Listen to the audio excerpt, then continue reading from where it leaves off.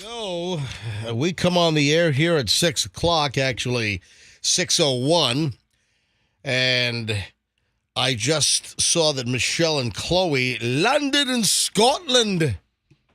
I mean, literally, they just landed a few minutes ago. And Michelle said, "Did you guys get me travel pass?" I'm like, "Yes." I'm having a lot of interesting little, glitches with Verizon lately. Got a billing issue with Verizon Wireless. I don't know what's going on.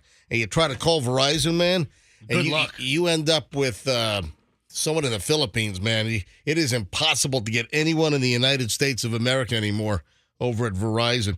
Hang on a minute. Let me call Michelle. Let me just see what the story is. They might be like rolling through customs or something now. All right, calling Michelle's cell phone here. Hang on a minute.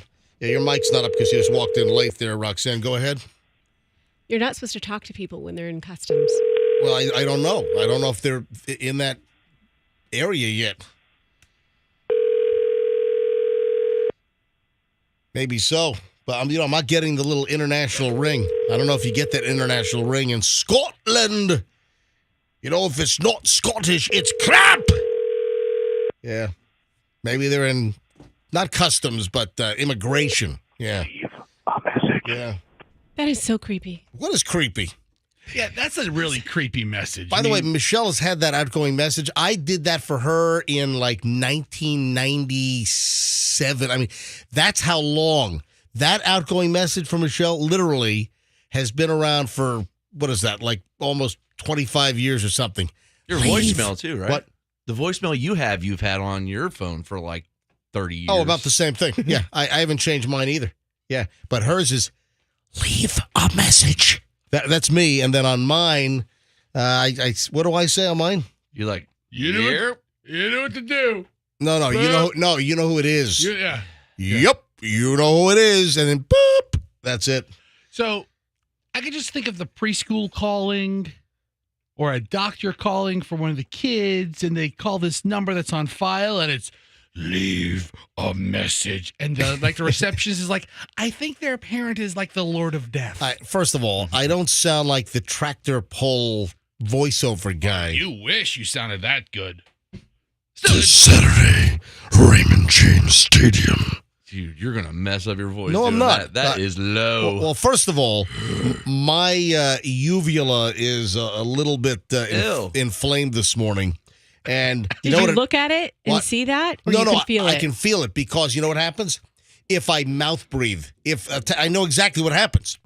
If I have the air conditioning down pretty low, if my bedroom is nice and chilled, and for whatever reason I mouth breathe, then I think it's all like the cold air that I'm breathing in.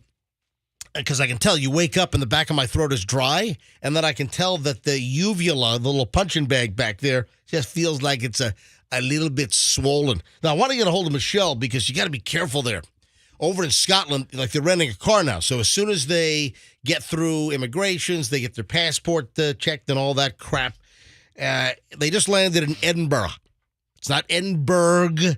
It's not like St. Petersburg. Yeah, I've never gone through that in my life. You don't say Edinburgh. I make that mistake every day. Froggy and I were just discussing the correct pronunciation of little crappy Scottish towns. And I'm so glad you clarified that. So it's Edinburgh, not Edinburgh. First of all, it's not a crappy little Scottish town. I mean, Edinburgh has a storied history, but it's Edinburgh. Edinburgh. That's how you say it. It's spelled Edinburgh, but it's Edinburgh. So they just landed there, but I got to warn her because they're renting a car. And I tell you what, they are bitches when it comes to car rental. Literally, I got to remind Michelle, she's got to go over that rental car with a fine-tooth comb. She's got to take pictures of everything. If there is like a smudge on like the bumper when you return the car, they'll write you up for damage. If you have a scratch on the wheel that is equivalent to like a straight pin, leaving a little, almost barely invisible little dot, they'll charge you. They'll try to get a whole new wheel out of you. I'm telling you, the rental car companies in Europe, especially in the UK, they're bitches. I'm just telling you. I'm just warning you. Hey, you know what I saw on the bridge on the way? So I got to get a hold of Michelle before they drive the car off the lot. Hopefully her phone's working over there. Just say, take a picture of every square inch of that rental car. So, you know what I saw on the bridge coming over? I have a great idea. I saw a taxi on the bridge, but it's not a normal taxi. Not like a Yellow Cab or United, if they're still around. I saw kind of a local taxi company, and I had a great idea. Yeah. Oh, boy. All right, hold on to that thought because I don't want to get too late here. We are just getting rolling here on a Wednesday on the MJ Morning Show. Plus, I got to get hold of Michelle. I got to warn her, remind her, hey, make sure you take a picture of every inch of that damn rental car because they'll nick you for like $800 in charges. So you got to be extremely careful. All right, back in a second. I spotted a taxi and I had a brilliant idea. I got to market it. I got something. We got to find one and maybe we should do it. All right, I'll explain in a second. On the MJ Morning Show, just getting rolling here on Q105. If you are making a move.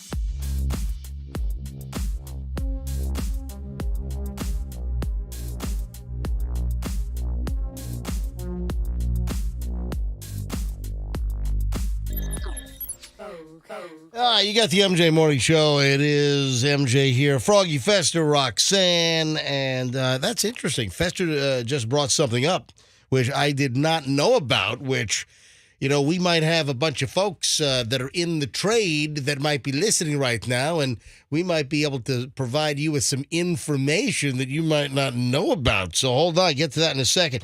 So what was my little cliffhanger teaser from just a couple of minutes ago?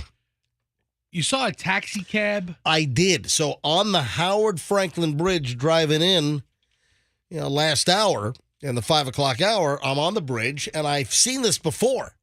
I saw, not Yellow Cab, not United, I saw Bats. Yeah, Bats. That's there in St. Petersburg. Yeah, I saw Bats Taxi, B-A-T-S. I remember them. They're the little bat on the thing, right? I thought their name is Bats. Yeah. I thought of a great marketing concept for them. Hey, Bats is a hit. So you can add, and I think we ought to do this maybe. It's B-A-T-S, and then if you put H-I-T, right? You see what I'm saying? Yeah, we see. So you get Bats Taxi, and it's Bats Hit Taxi. So you just want to put a curse word on the car. It's just what it comes down to. There's a grammatical space there. It's 2 words. I thought you were going to say put a real bat in every taxi. I think you put an H very close to the S in Bats. I think that's hysterical. Fare is so reasonable, it's crazy. What do you think? Yeah, why don't you just call it Bat Bleep Crazy? Why don't you just go for it and write the bad word on its own? Bats hit crazy at crazy low prices. What if you have a crazy maniacal cab driver? No, good cab drivers. No, but what if you do? Then I'll tell you what. My cab driver was Bat Bleep Crazy, man. Bats has been around for a long time. I know. I've seen those cars on the road for years, but has anyone ever thought of adding an HIT to the end of Bats? Bats Hit Taxi? I think you're probably the first. I don't think so. Probably not. Him and a bunch of 11-year-olds. Roxanne's already hair twirling this morning. Have you ever figured out, is that like a nervous... It's not a nervous tick. It's a functional behavior because I curl my hair, and this is a way to keep the curls in. Hey, Andrew, do you have the camera on Roxanne? You do. She's just twirling. I think that's like a tick. It's not a tick. I think you've got a tick. Every morning, I do my hair, and I wrap it around like this. You're just sitting here, and you're just twirling and twirling and twirling. It's almost like a nervous reflex or something. You obviously don't need to do that to your hair. Well, because my hair is just naturally curly. So, all right. So I'm not going to charge Bats Taxi for that marketing concept. And Froggy, what? You had an idea of putting a live bat in each cabbie. Have a rabid vampire bat in each cab. Could you imagine? Each ride would be so, wild. Hanging down. Bat house on the side, guano on the seats. There's a bunch of bats out here in the back behind the station every morning. Grab one of them. I'm Batman. Are you serious? Oh, there's bats all back here. Are they flying around? No, they're sitting there having a meeting. Yeah, they're flying around. What do you think they're doing? They're smoking cigarettes in the morning. Yes, had them get into the building Hang on a minute. Hang on, Andrew. What? Yeah, we've had bats get into this building before. We've had bats in the building? Yes. There's bats all over this place, tearing up the mesquites. Tell you what, that's a good reason to get out of the lease and get out of this dump. Well, nothing wrong with a little bat. Yeah, bats eat mosquitoes, right? Or what do they eat that they eat mosquitoes. something good? Yeah, mosquitoes. I would love to have more bats in my neighborhood. All right, now Fester just brought this to my attention. I had no idea. It's another sales tax holiday. Is it now or is it this weekend? When does it start? All right, it starts Saturday. Oh, so here it is. Labor Day weekend is the big kickoff in addition to all the other sales that every place is going to have.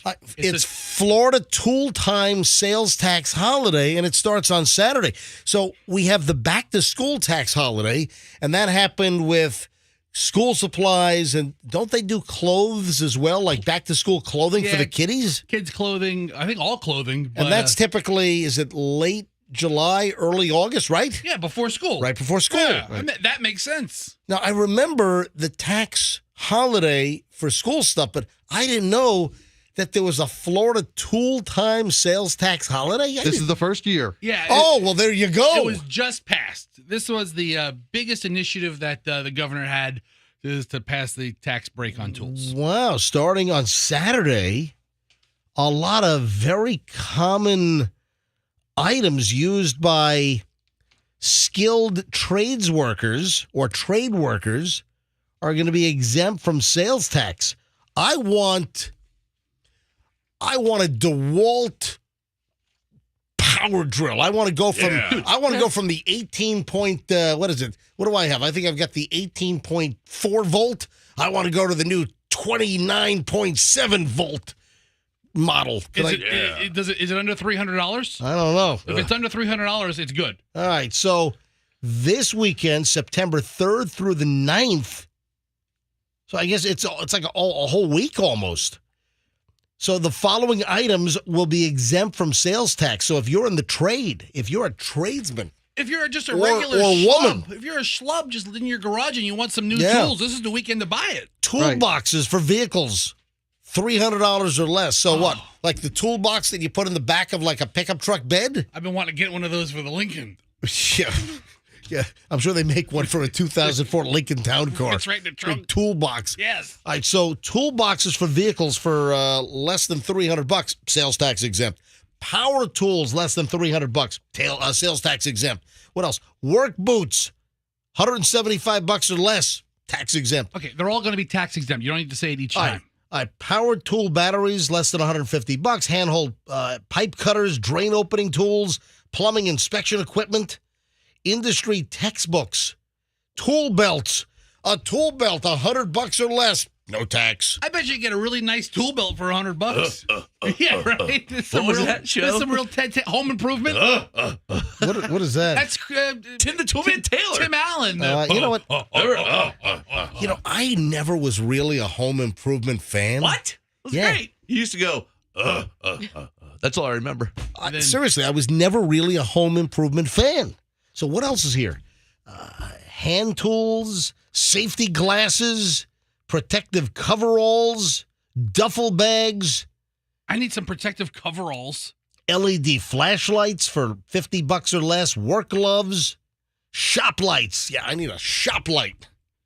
Light up the Snake shop light. As you're changing engines in the garage on the weekend, you need a shop light. And then isn't there a sales tax holiday coming on like gasoline as well? Yep. I think in October, there's going to be like a gasoline sales tax holiday.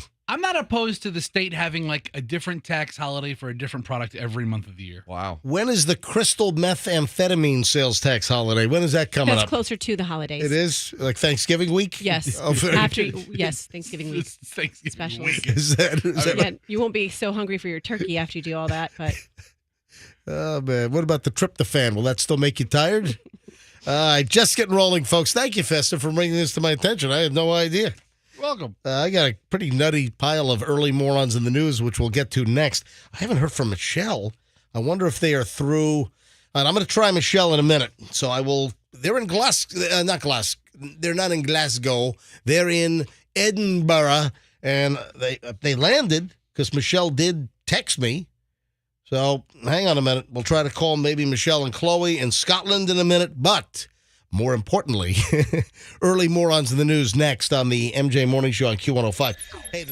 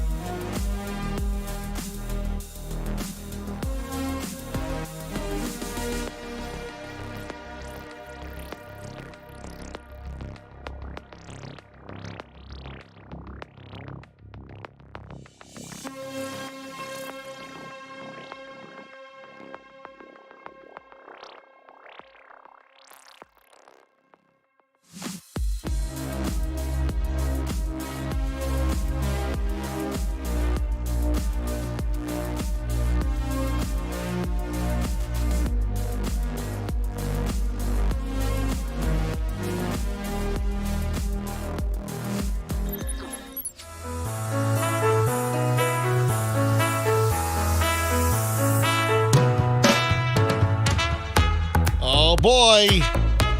It's the soothing sounds of cheerleader. I think that's what this is called. So this could mean just one thing, ladies and gentlemen, here on the MJ Morning Show. Time for Morons in the News. Yep. Hey, let me call Michelle and Chloe quickly one more time here. I mean, they're in Edinburgh. They landed. I see them on my Life 360 map. Just want to see if they're through customs yet or immigration, and hopefully they didn't bring any livestock or like vegetable products into the country. Maybe they're being like body cavity searched right now or something. Yeah, she doesn't want to be interrupted during that. Yeah. So just want to make sure everything's okay. I got to remind them on the rental car, make sure you take a picture of everything. They're not picking up. Do you think they don't know to take a picture of everything? Well, I just want to remind Michelle, I sent her a text, but she didn't respond to the text. Oh, here comes the creepy message if she doesn't pick up. Yeah, she's not picking up. Still. Leave a message. Leave a message. I recorded that, seriously. I recorded that, I don't know, 1997, 96, long time ago. Seriously, what are the odds of them bringing fruit into the country? Because that's the big thing. They don't really care about drugs as much as they care about a banana. I brought in a tangerine. I'm a criminal. I'm a fruit felon. They will isolate you to a private room and search you down, go through everything if they think you have a couple What's of the big blueberries. deal? Is it because there might be a parasite from like Brazil in it or Yeah, something? no. Oh, wait a sec. Oh, yeah, Michelle's on too. All right, hold on a minute. Hey, Michelle? Yeah. Hey, we're live on the air. Did your phone ring? I don't know. It's in my purse, probably on silent.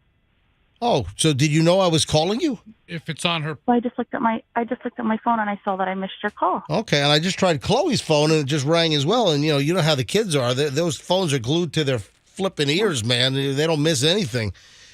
Where are you right now?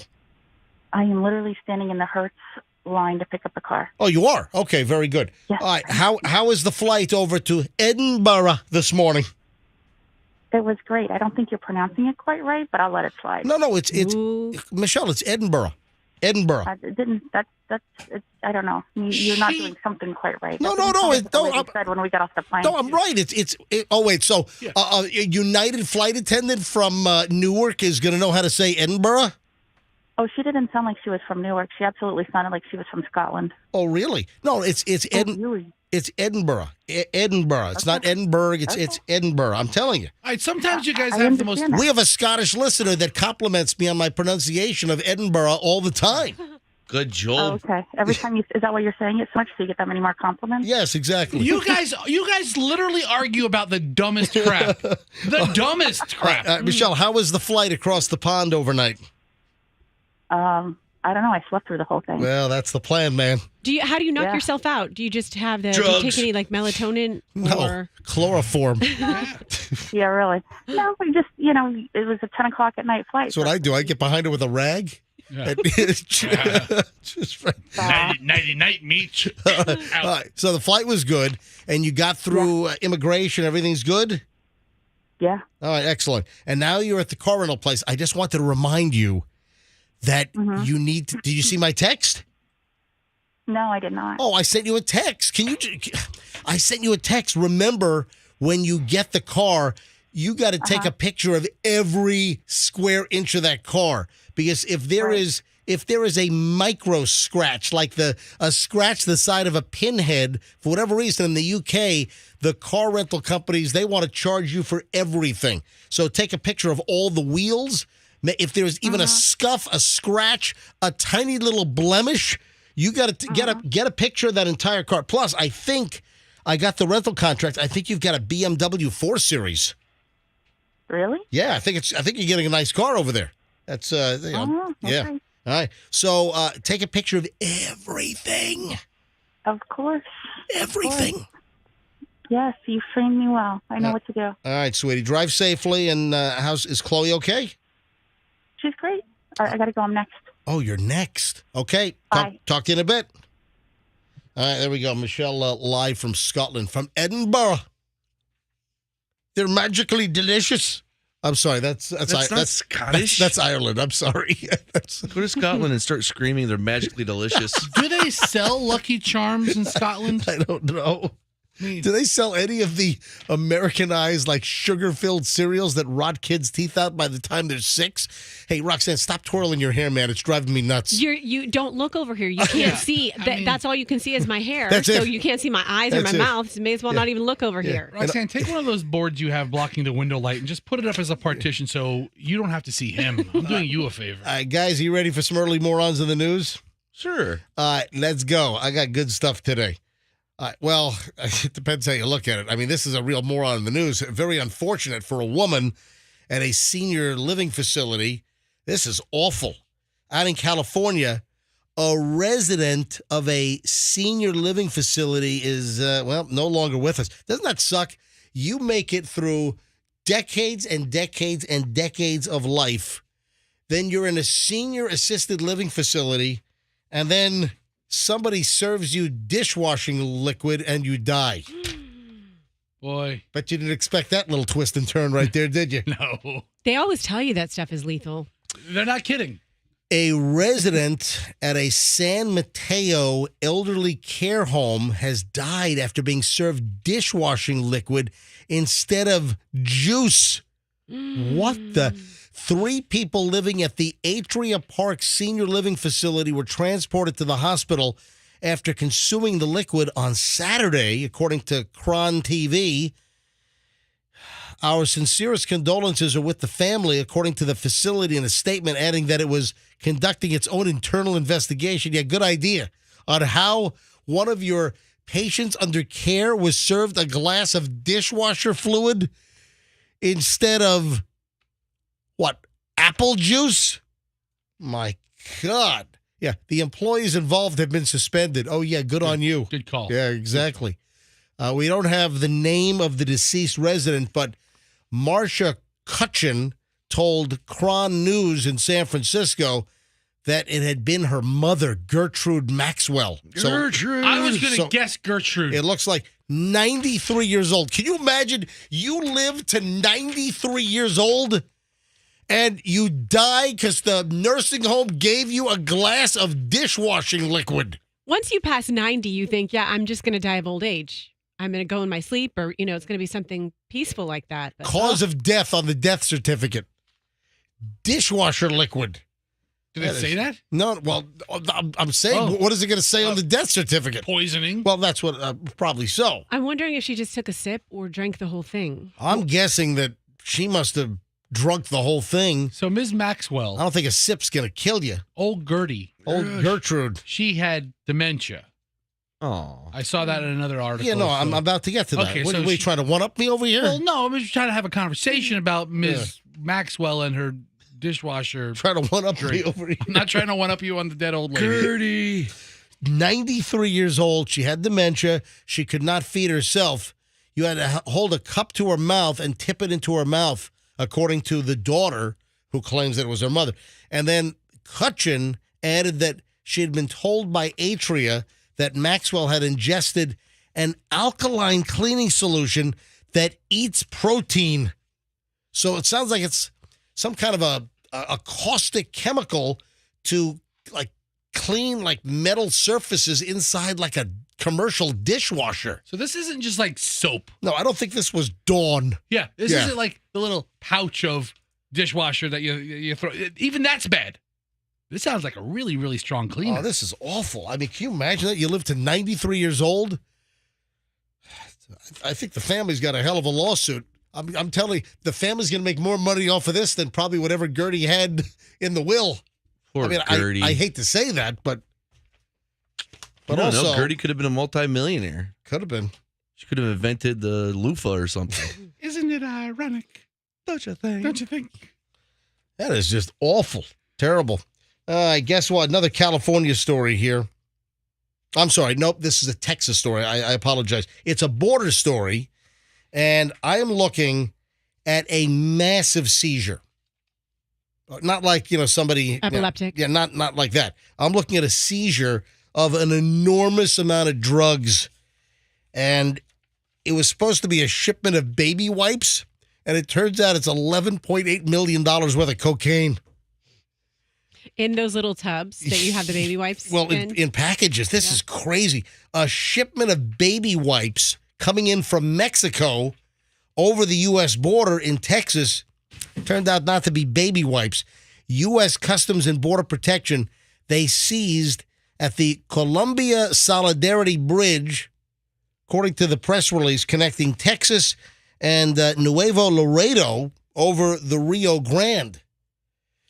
You know, her name is Rio, Yes. and she dances on the sand. Oh, no.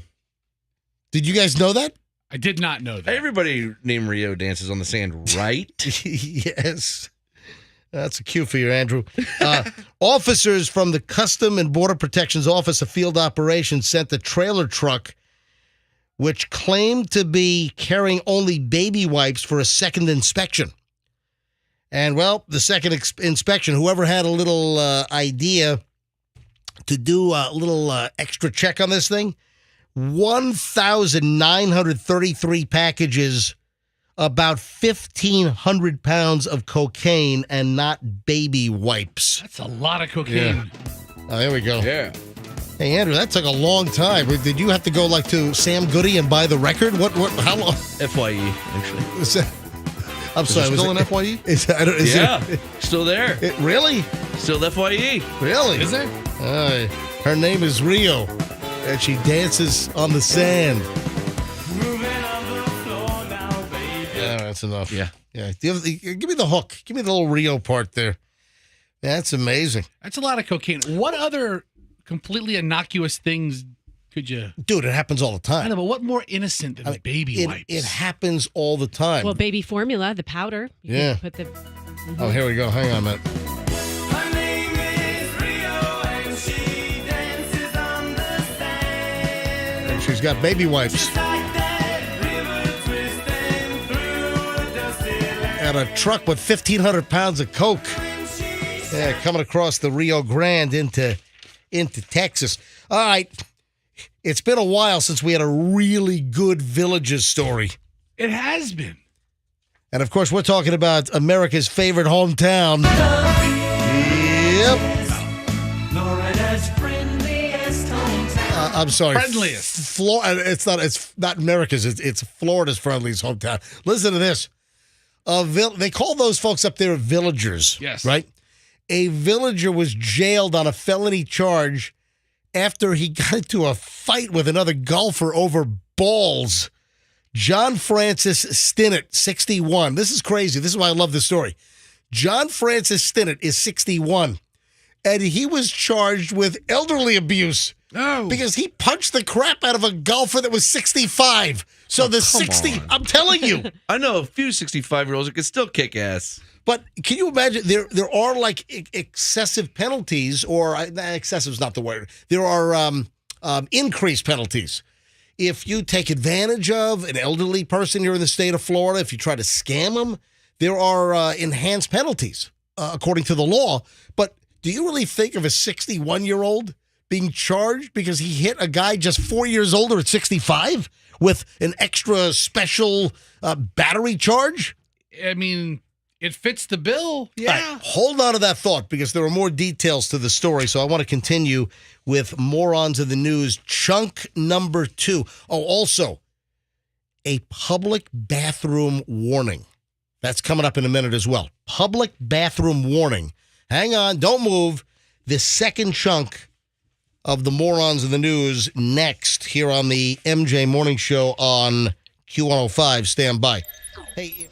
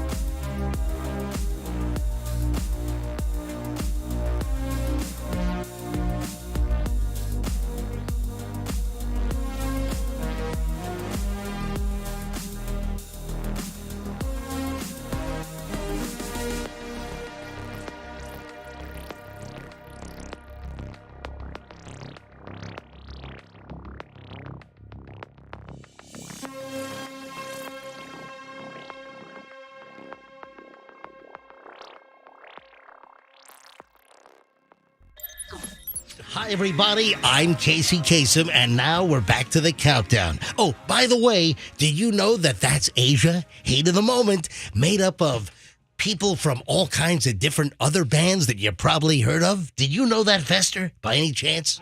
Can you tell me anything about the members of Asia that do Heat of the Moment? One of them had one arm. No, that's the drummer for Def Leppard. I have no idea. I can't even name another Asia song. Yeah, by the way, really? I don't know that I ever had a deep dive listen into the fine works of Asia. Yes, Roxanne. I used to have an Asia album, and I like Only Time Will Tell. Yeah, Only Time Will Tell. Yeah, that's that's a another good one. Exactly. Look at that. Yeah. Let me go back to my Casey Kasem. So that was Asia and Heat of the Moment. And if you don't know, that group, Asia, was comprised of musicians from a lot of other bands like John Weston of King Crimson. And from Yes and the Buggles, Jeff Downs, as well as Carl Palmer of Emerson, Lake and Palmer. Yeah, seriously, a lot of people real Asia was made up of like people from other well-known bands. It's a super group, right? I don't know. It's like kind of like just like a garage project. What were the like Tom Petty and Roy Orbison, the traveling Wilburys? Remember that? Wilburys. Seriously, the traveling Wilburys were another kind of like Bob Dylan. little project. Yeah, Bob Dylan was that thing. Yeah, a little project. Yeah. Oh, by the way, for those that don't know why Michelle and Chloe, and we called last segment, why they're in Scotland, why they just landed a little while ago in Edinburgh. If you don't know why, because Chloe's going to college over there for a whole year.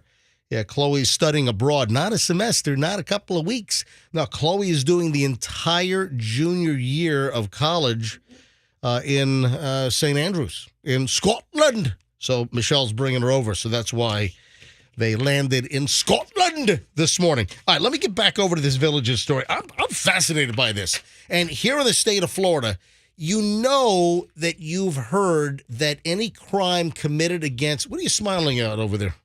Who? You got a bleep-eating grin on your face. You're just sitting here. What are you reading something? I'm just reading stuff from the texters. But it's like personal stuff. It's nothing to do with the show. Or What, are they asking you what color underwear you have Yeah, on today? I mean, What what kind of personal what stuff- kind of personal stuff are they asking you? Creepy texters asking you. What? Gee. No, What? You're sitting over there with a giant smile on your face. I'm like, what's going on? it's just somebody's asking me something I said like 2 days ago on the show. What did you say 2 days ago? You're distracting me. I want to know what it is. Well, they said, Roxanne, I heard you say the other day that when you found out about Princess Di, you were drunk in Ybor City.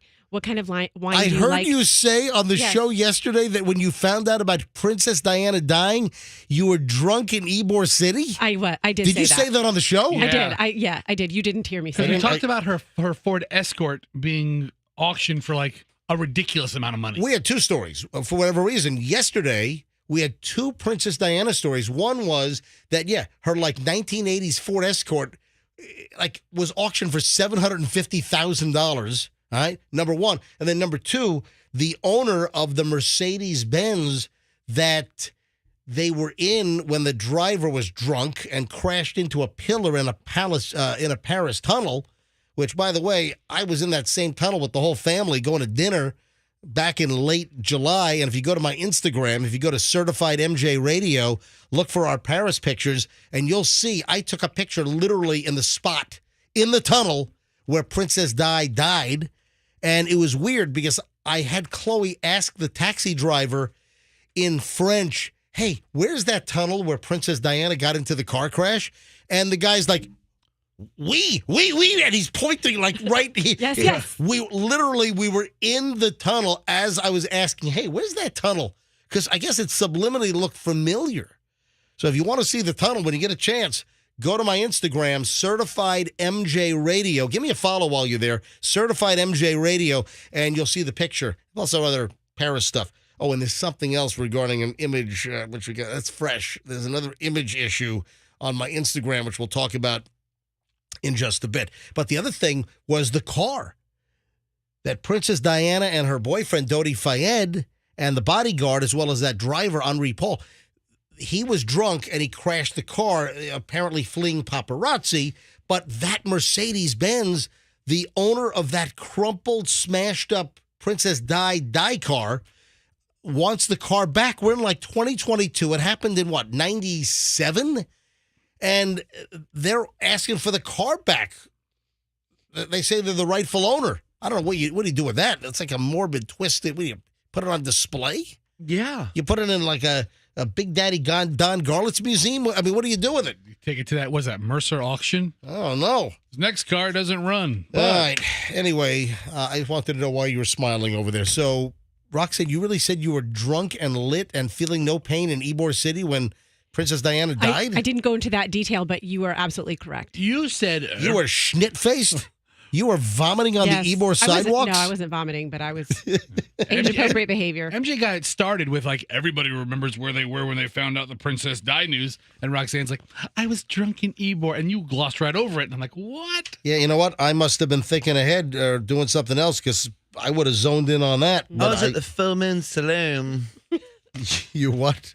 Was that one of them? Full Moon Saloon? What was I was that? at Bar Bar Tampa. Tampa. Bar Tampa. Full moons. I got All a right. story about Bar Tampa. Coca Bellies. Cocapelli's. Coca-Cola wasn't it Ybor? Oh, was it? That's where David Dorff did was his it- dig in Newport Richie. Yeah. I was at Coco Cabana. Cocapelli's. That was a big Dave the Dwarf. Oh, speaking of little people, Shorty Shane's coming in this morning. So get his microphone position and chair ready. Shorty Shane's coming in around 8 o'clock this morning. But back over to... Florida's friendliest hometown. All right, I'm just fascinated by this. If you're just tuning in and you missed it, I'll bring you up to speed here. A guy up in the Villages. All right, this dude has been hit with a felony charge after he got into a fight with another golfer over golf balls. And this guy was charged with elderly abuse. But the guy that was charged is 61, and he committed battery on a person over the age of 65 in this weekend golf course fight up in Sumter County.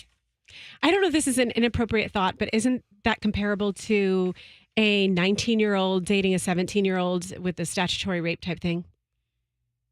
What? They weren't doing it. They weren't having sex. No. Wait, Okay, wait. they weren't. That having- what was amazing. You got to ISO that. What? the two. Absolute Okay, what balls. she's saying is because they're age-related crimes, Yes. age-related charges.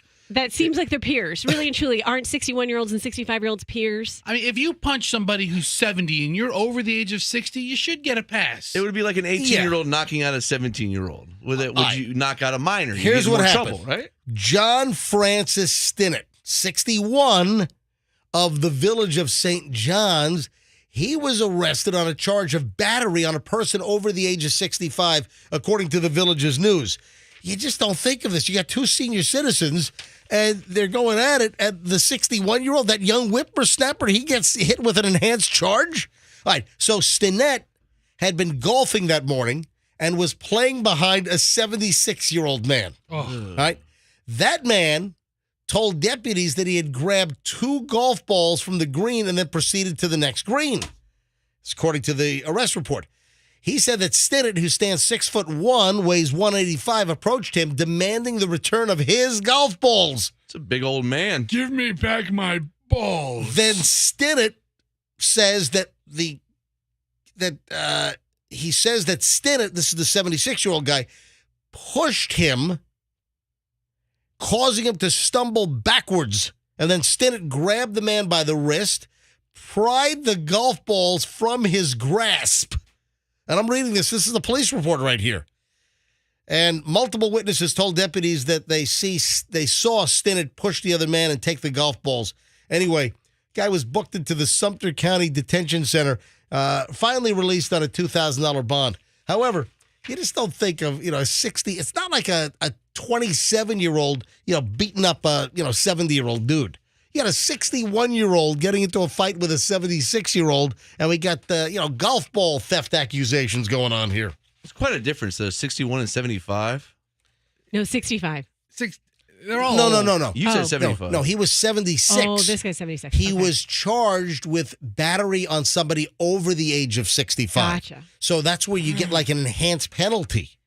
But anyway, you slice it. You're dealing with like 2 senior citizens. at 65 should be the cutoff. I mean, if he's 61, he gets charged. He's a couple years older, gets a pass. Anyway, nothing like a good old Villages story. Hey, one other moron in the news. And then I got to get to something creepy. Well, Chloe is angry at me, and I'll explain. And she was like begging me and giving me orders as she was taking off from Tampa yesterday with Michelle. But first, one other thing. Did you know that New Jersey, do you know they banned plastic bags at stores? So you go into Target, they can't give you a plastic bag anymore. You go into a supermarket, no plastic bags. Should bring your own Well, bags. that's the deal. They're trying to force people to have those reusable bags. But you know the deal with that. We've talked about this over the years. Those things are germ-ridden and have like E. coli and streptococcal and all kinds of salmonella because you got like chicken juice that's dripping in your bags. No, seriously. Those like reusable bags are germ factories. I bet you're right. They are nasty. But in New Jersey, listen to this. This is just going to take a second. So they banned, this is like last year, they banned like the single-use grocery plastic bags. You know what people are stealing now? What? Bags off the shelves? Ziplocs? No, that's a good guess. But no, people are stealing the plastic carry baskets.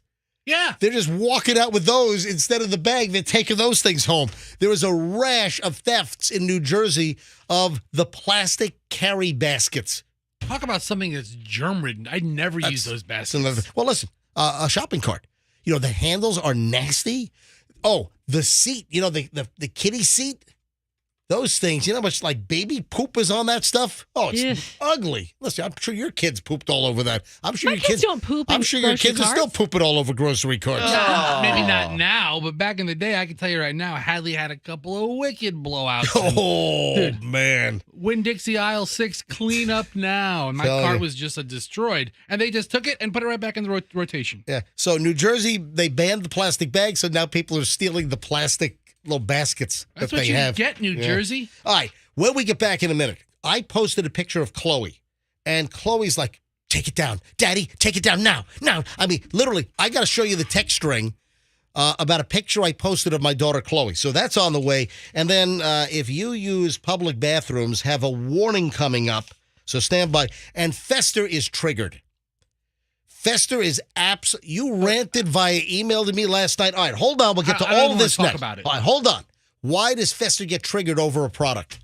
Hang on. All of this next and a whole lot more. I haven't even scratched the surface. Our very long, uninterrupted segment of an hour and 20 minutes starts next here on the MJ Morning Show on Q105. So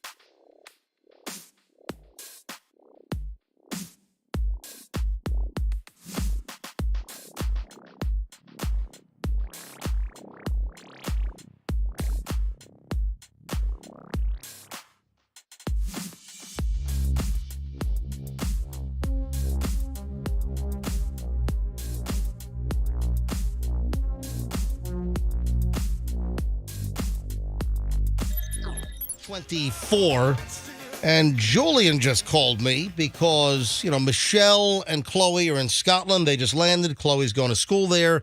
I got an issue with Chloe in a picture that I took, and she's begging me, Dad, take it down, take it down. I'm like, what is going on? And Julian just called me. He's like Macaulay Culkin. He's home alone right now.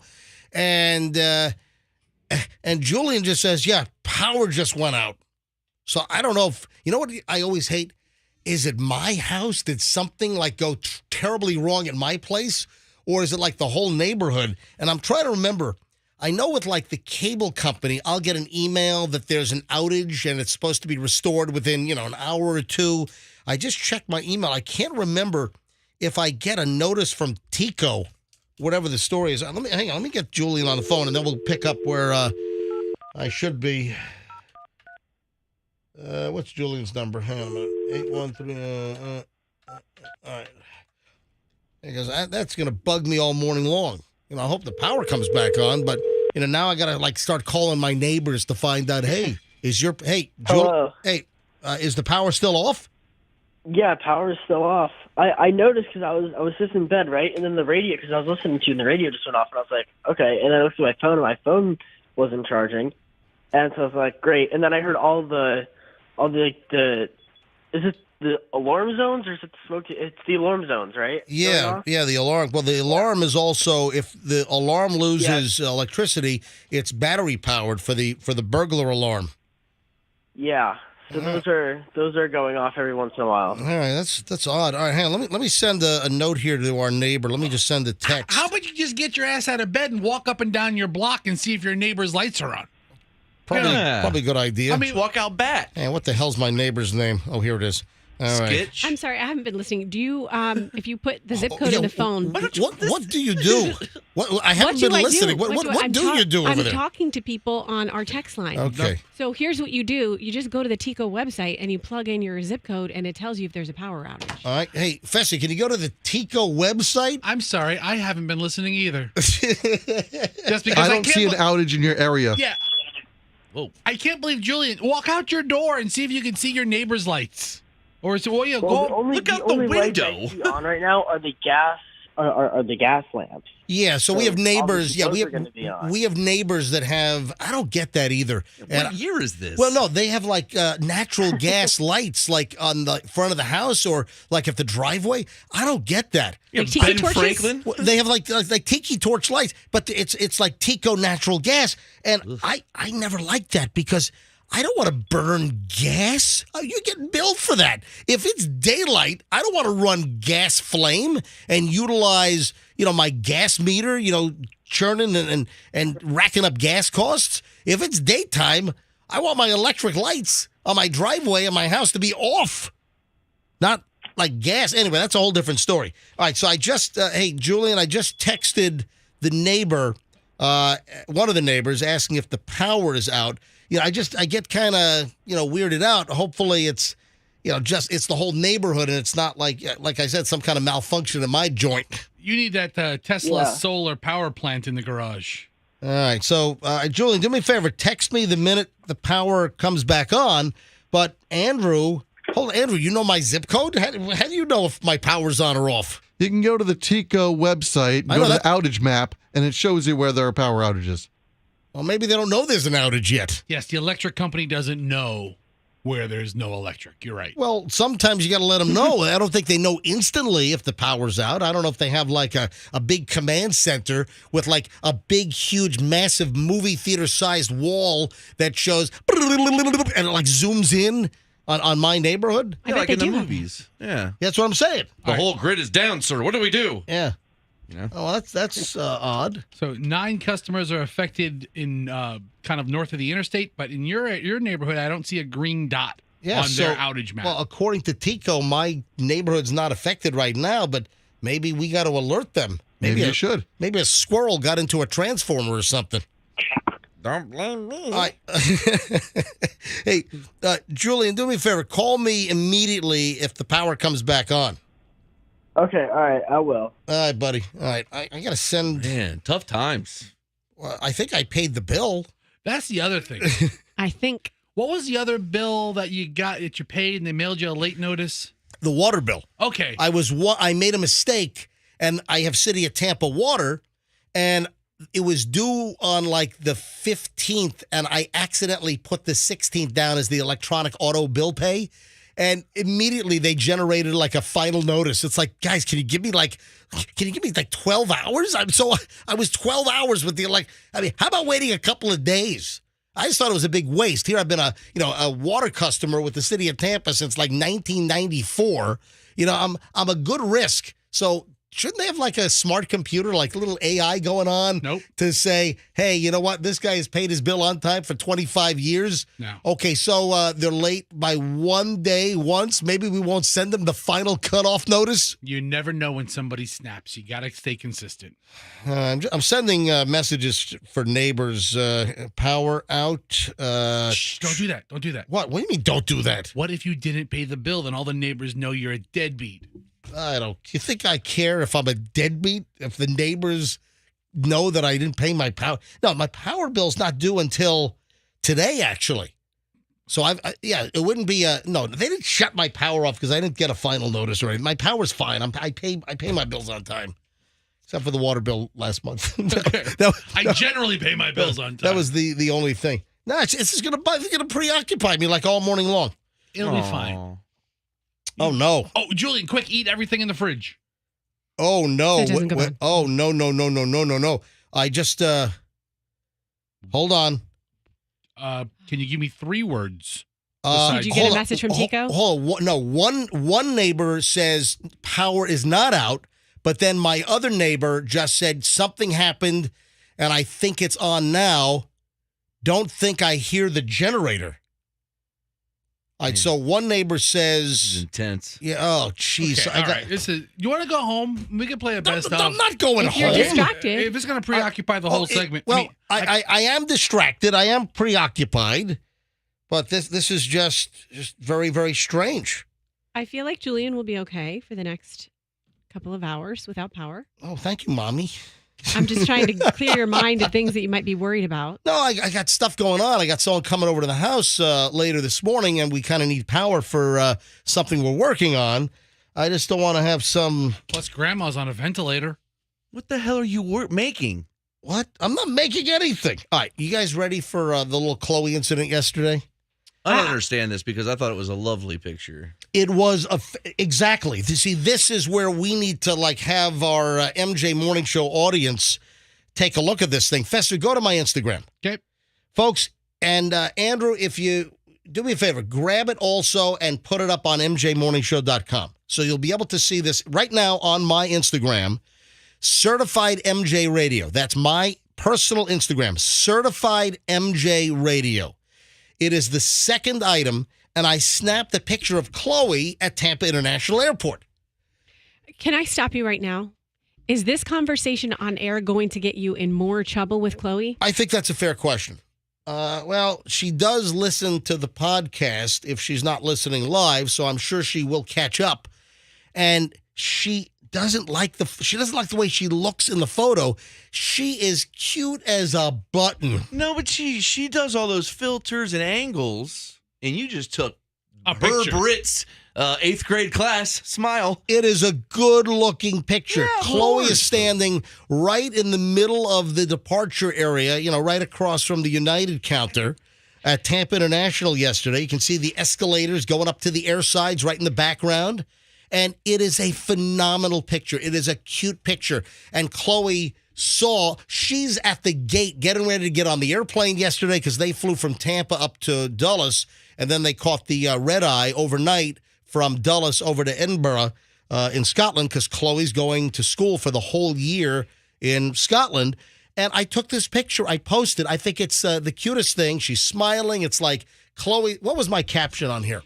Bye, Chloe. Have a great junior year in Scotland. Just dropped Chloe and Michelle off at Fly TPA. That's the Tampa International Instagram account. And then you ought to see, I'm going to bring up my text here. I'm going to bring this up, and I want you to see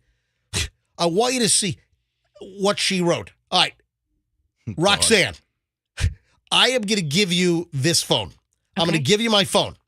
All right? And start here and just start reading. And this is the volume of texts from Chloe. All right? Start right at the top and read down and then scroll. Go ahead. Okay, Chloe says, delete that photo.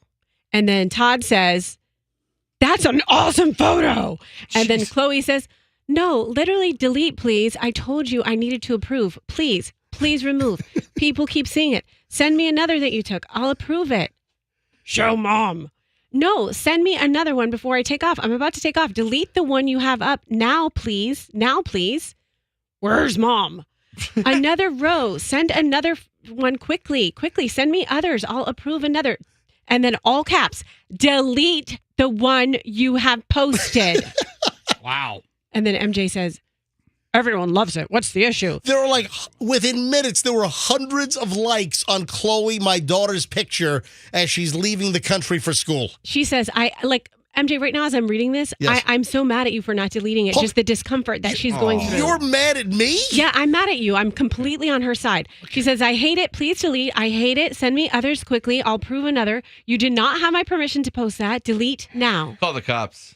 Yeah, you do not have my permission. And then you say, okay, and a thumbs up. But clearly you didn't follow through because she said, hello, delete, thanks, send me others quickly. I'll approve another.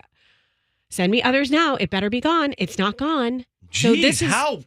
Oh, this is we're not exact. I wanted someone else to read the number of texts that Chloe sent me. And then when she landed in Scotland, it was like, you didn't take the photo down. MJ. Why not? That was this morning. I'm like, you didn't take the photo down. Oh, she landed. It's not gone. Why not? Take it down if she wants you to. You have created a social media psychopath. Oh, my God. Listen. she's not a psychopath. That is again a bit much. No, it's normal behavior for someone who is her age. But and that's the point. What's going on with that generation? What's going on? The picture is phenomenal. Folks, listen. Go to my Instagram. Go to Certified MJ Radio and tell me if there's anything wrong with my cute 21-year-old daughter's photo that I took. There's nothing wrong. All right, Andrew, you grabbing the photo as well? You getting it up on mjmorningshow.com? Oh, great. It's on the stories we talked about page, Okay. yes. Okay, so now she asked you to take it down from her Instagram, but you're going to put it on our webpage for Chloe hits. made this a bigger deal than it needed to be. No, she Chloe- escalated the entire situation. This is her father. If she says take a photo down, he takes a photo down. You I mean, have that's no how it idea works. fatherhood I works. wasn't going to take a photo down that already had hundreds and hundreds You didn't of... push her out. That's not your child to just post photos wherever you want Hold to on. of her. I didn't push her out? Yeah, I I mean, know. what, like I didn't birth her? Is Yes. that what you're saying? Yes. So you can't just blast her picture wherever you want to. It is a beautiful picture. She looks lovely. She couldn't take a bad picture if she tried. She's young and pretty, gorgeous. But she has an idea of how she wants to look. And this age group is protective of their image, and it's our fault because we've introduced them to filters and lighting and all that stuff. So she's just trying to put a picture that she feels comfortable with. This picture has 5 as of right and Fester, now. you don't have to sigh and say all right the whole time I'm talking. As of right now. Well, hold what? And you don't have to say shut up or I will you beat did you not right birth now. her. You did not spit her out, I- Roxanne. You're because talking- she's not here to defend herself, Hold on, and we're hold- exploiting hang on. this. What did Fester do? He's told me to shut up, so he can No, leave the I room. told Roxanne, all right, I'm listening to her. All right. You want to put Fester in timeout? Yeah, timeout. Whatever, Roxanne. Oh, timeout. Whatever. All right, Time so out. Oh, my God. listen Keep to me. saying whatever. That's great. Listen to me. Great Stop. material. Say shut up one more time. The Chloe picture has 593 likes and 51 comments. That is pretty good response. And I'm sorry. So the caption was, have a great junior year. And then Chloe, people were seeing Chloe's comment because Chloe said, take this picture down. So Chloe put a comment on there. All right, folks, there's nothing wrong with this photo. This photo is awesome. So you rather get the views. You care more about the views than your daughter's feelings. It's not the is what views. it comes down It's an to. awesome picture. She's smiling. It's natural. There's no filter. She is a beautiful young 21-year-old woman. And Maybe I she would, doesn't feel comfortable with that picture. I would say that even if it weren't my daughter. But if you look at the comment section under the picture, the second comment is her. And it says, delete this right now. You could not have picked an uglier photo. No, folks, is this an ugly photo? And also, what is wrong with like her generation. What is going on with Generation Z? We've created that. They're monsters. They're animals. All right, you know what? We ought to go to phones on this. Not specifically on Chloe's picture, but if you want to comment specifically on the Chloe picture, that's fine. But I think we ought to go to phones and ask the question, what's going on with the Generation Z folks, or probably even millennials as well? If you have kids, what is it with the photos? Why? It's like they've got to like approve everything, like it's some kind of a photo shoot for like some like Vogue magazine or something. But it's like the filtering. They want to, hey, there's a new controversy like with Kim Kardashian. Do you see that? That people are calling her out because she photoshopped like her clavicle or something. And Dude, she has the best clavies. oh, well, I don't know. I think it's her trapezius muscle. Or whatever the hell it. No, seriously. Her traps. It was like some stupid Photoshop, and it's like, why do you even bother? All right, let's go. Let's grab a couple of. I wasn't going to take calls on this, but we shall. All right, and then Fester is triggered, apparently by Roxanne as well this morning. But Fester is triggered by other things. All right, I want to go to phones on this. What is going on with photos and the Generation Z folks and the millennials? What is it that they have to like? It's like they're in a film lab, or it's like they're like some kind of a photo expert, and every photo has to be perfect and filtered and processed and altered. And all right, 800-990-1047. I think this is an important discussion. 800-990-1047. 800-990-1047. Every line is jammed. All right, let's go to phones. And if you haven't seen the photo that Chloe was demanding that I take down, it is on my personal Instagram, Certified MJ Radio. Take a look at it. It's the second thing on there. And while you're there, give me a follow as well.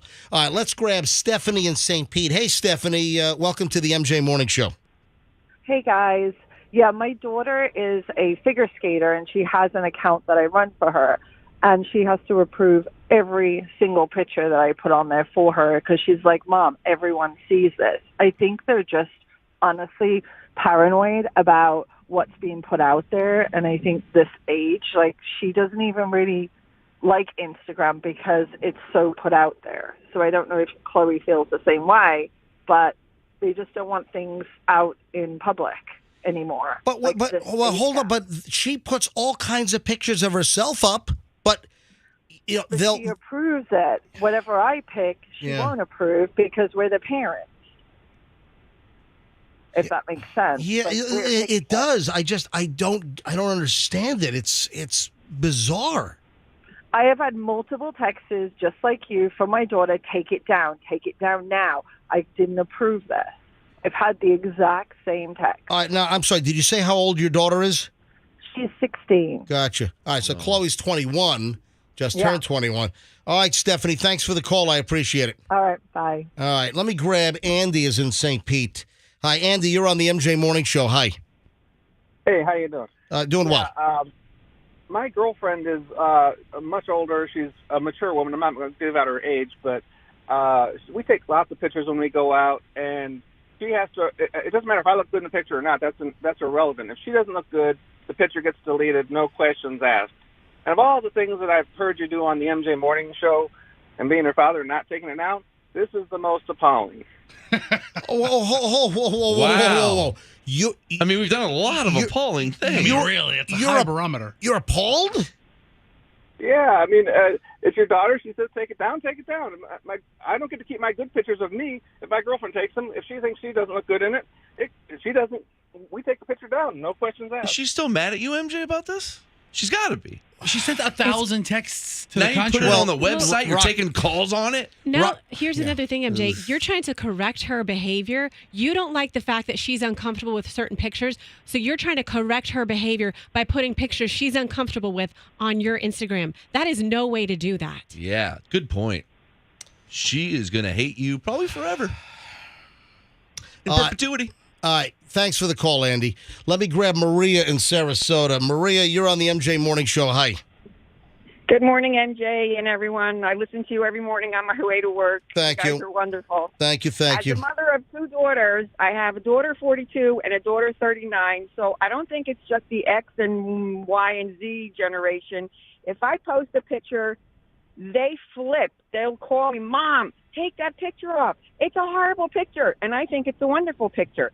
And then when I tell them I don't want to take it off, they go, because you're my mother, of course you're going to like it.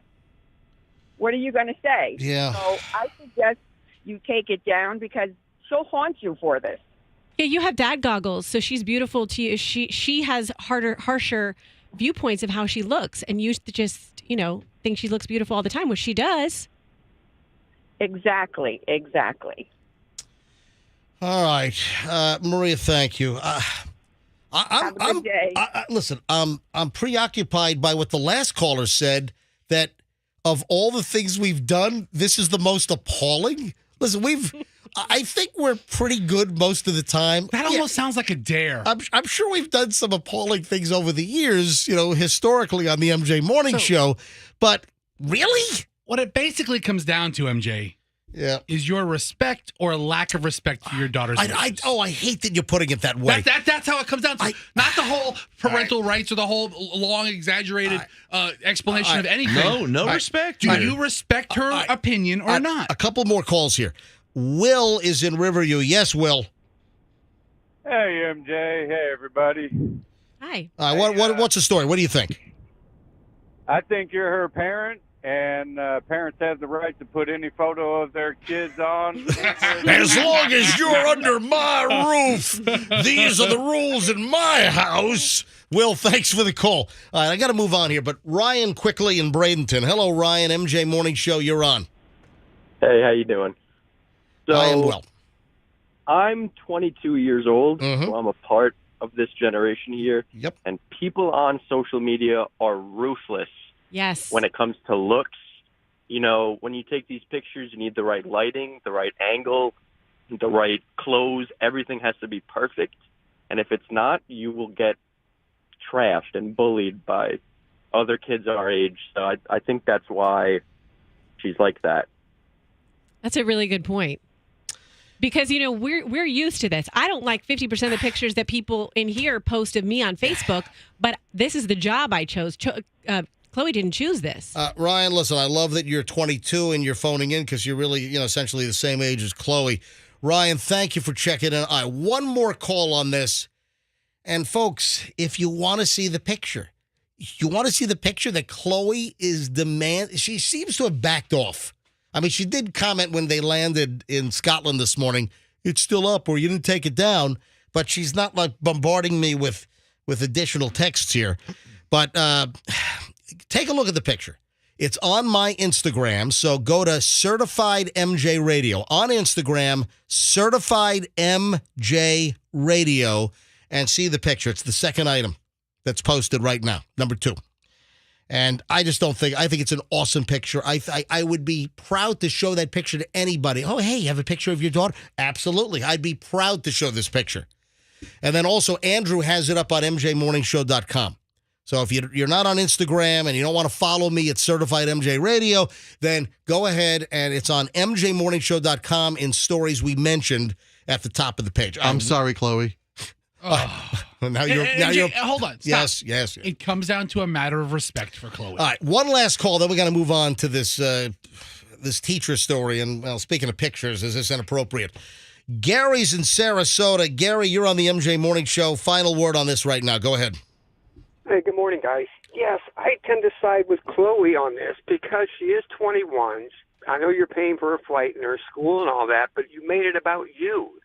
And it was about her, and she, is going away, and now she's going to be mad for a couple of days at least.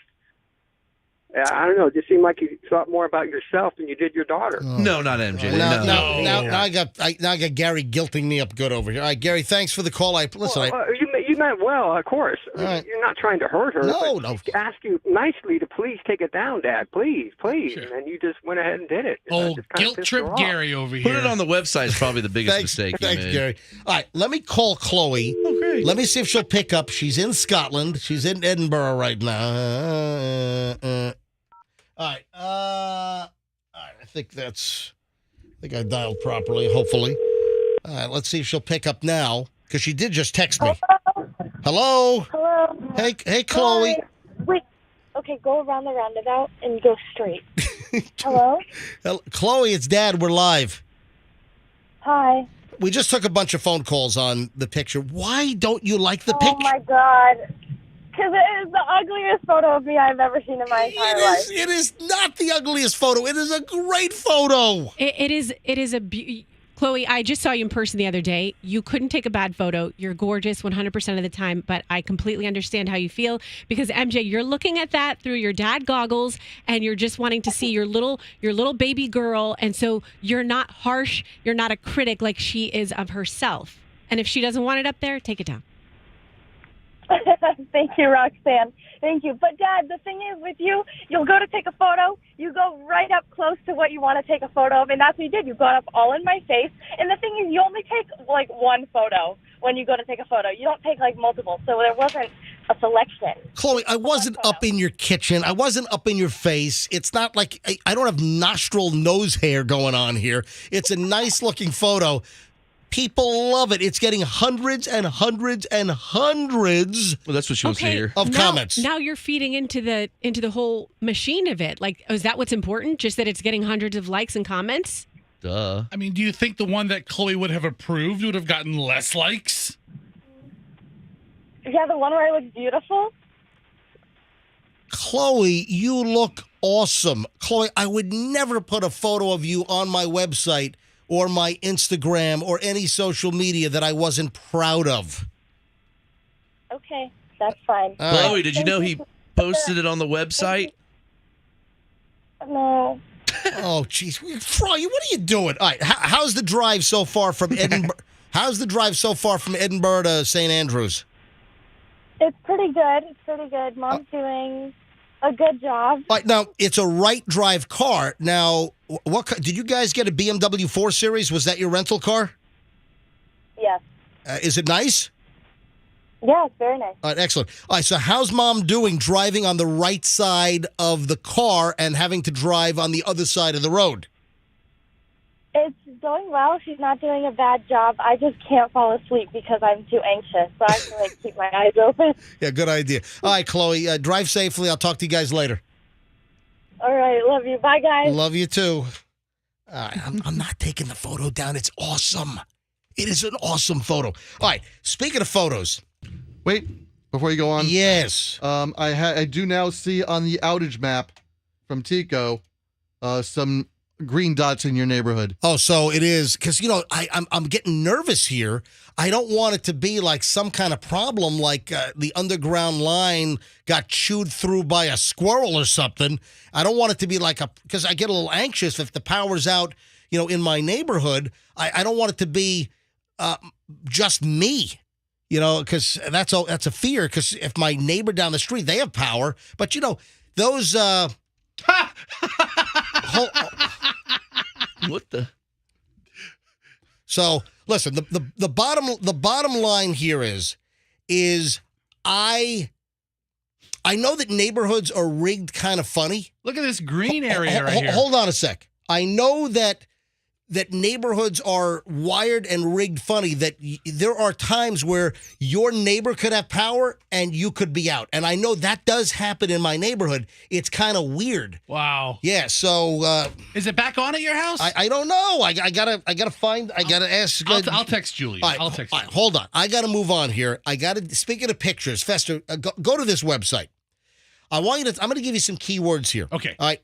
And I want you guys to take a look at this. And Roxanne, I think you sent this to me. Okay. It's the teacher with the tight clothing. Oh, a couple days ago. Yes. Yes. You sent this to me like 2 days ago. What is today? Wednesday? I think you Sunday night, maybe? Yeah, I did not get to this.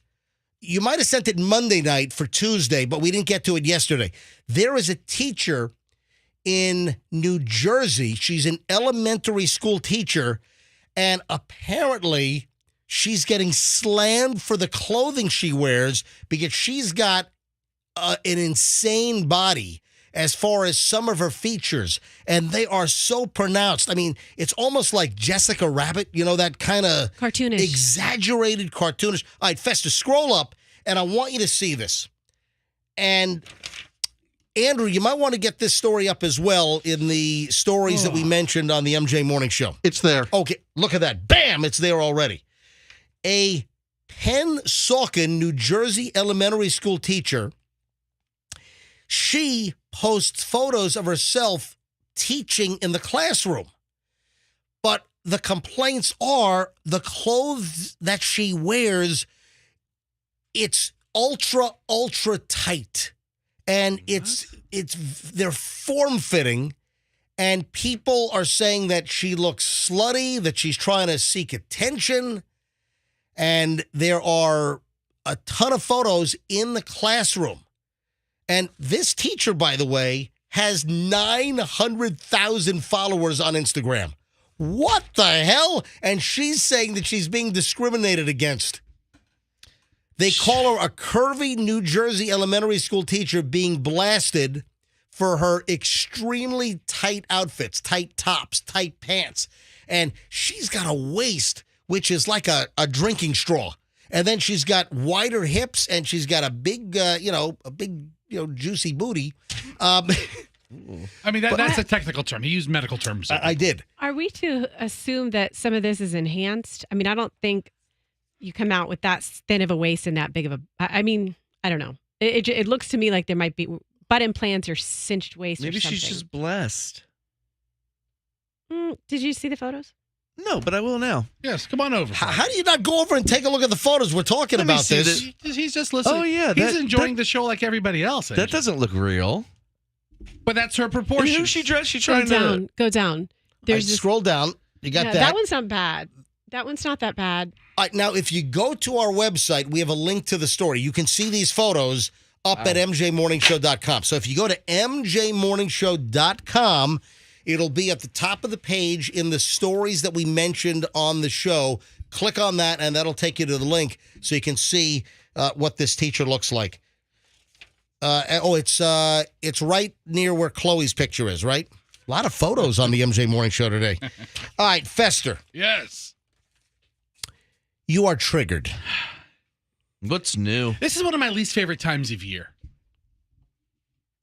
Okay. Because of this. All right, Fester. I'm all distracted. I got the power out at the house. I got, Chloe's angry at me for a beautiful picture I posted. And then Fester is triggered. You are literally angry. So this time of year is when it kind of starts. It actually seems a little bit early, to be quite honest. It's getting earlier. It's not even Labor Day. All right, ladies and gentlemen, would you like to guess what triggers Fester? Now, it's a quarter of a year. All around this. This is a product. This is a variety or a flavor. It comes about typically in the early fall. Dude, I saw it in the middle of middle of August. Middle of August. It's everywhere. Right. And now the crown jewel of this product is being released at the Starbucks. But it's ridiculous. You go through this grocery store, every stinking thing is ripped this off, and it's things that have no business even being associated with this flavor or this scent or this aroma. Has anyone figured out what it is yet? Roxanne, what is it? I think so. Do you want to say it at the same time? No, go ahead. You go ahead. Pumpkin spice. Yes. Pumpkin spice. Oh, my God. Fester is triggered. Oh. Fester hates pumpkin spice. Listen, you know the flavor. Fester is angry. Pumpkin spice makes him angry. Generally speaking, the taste of pumpkin spice, it's a nice little seasonal autumn flavor. But every GD thing has to put autumn spice Fester, come on. in it. Don't even everything. Don't even use the initials. Everything has to have it. Bread, cakes, all the coffee creamers, tea flavors. There's ice cream. There's pumpkin spice flavor. You're not going to believe this. Cookie dough. You're not going to believe this. Circle K has a pumpkin spice gasoline. Dude, I'm not surprised. Yep, it's new. It's for the holidays. It's pumpkin spice gasoline. Available in all grades. Belvita? Regular, mid-grade, and super unleaded. Belvita has a breakfast biscuit, pumpkin spice. No, they don't. Yes, they do. They don't. Pumpkin spice Pop-Tarts right now, pancakes. They have pumpkin spice flavored maple syrup.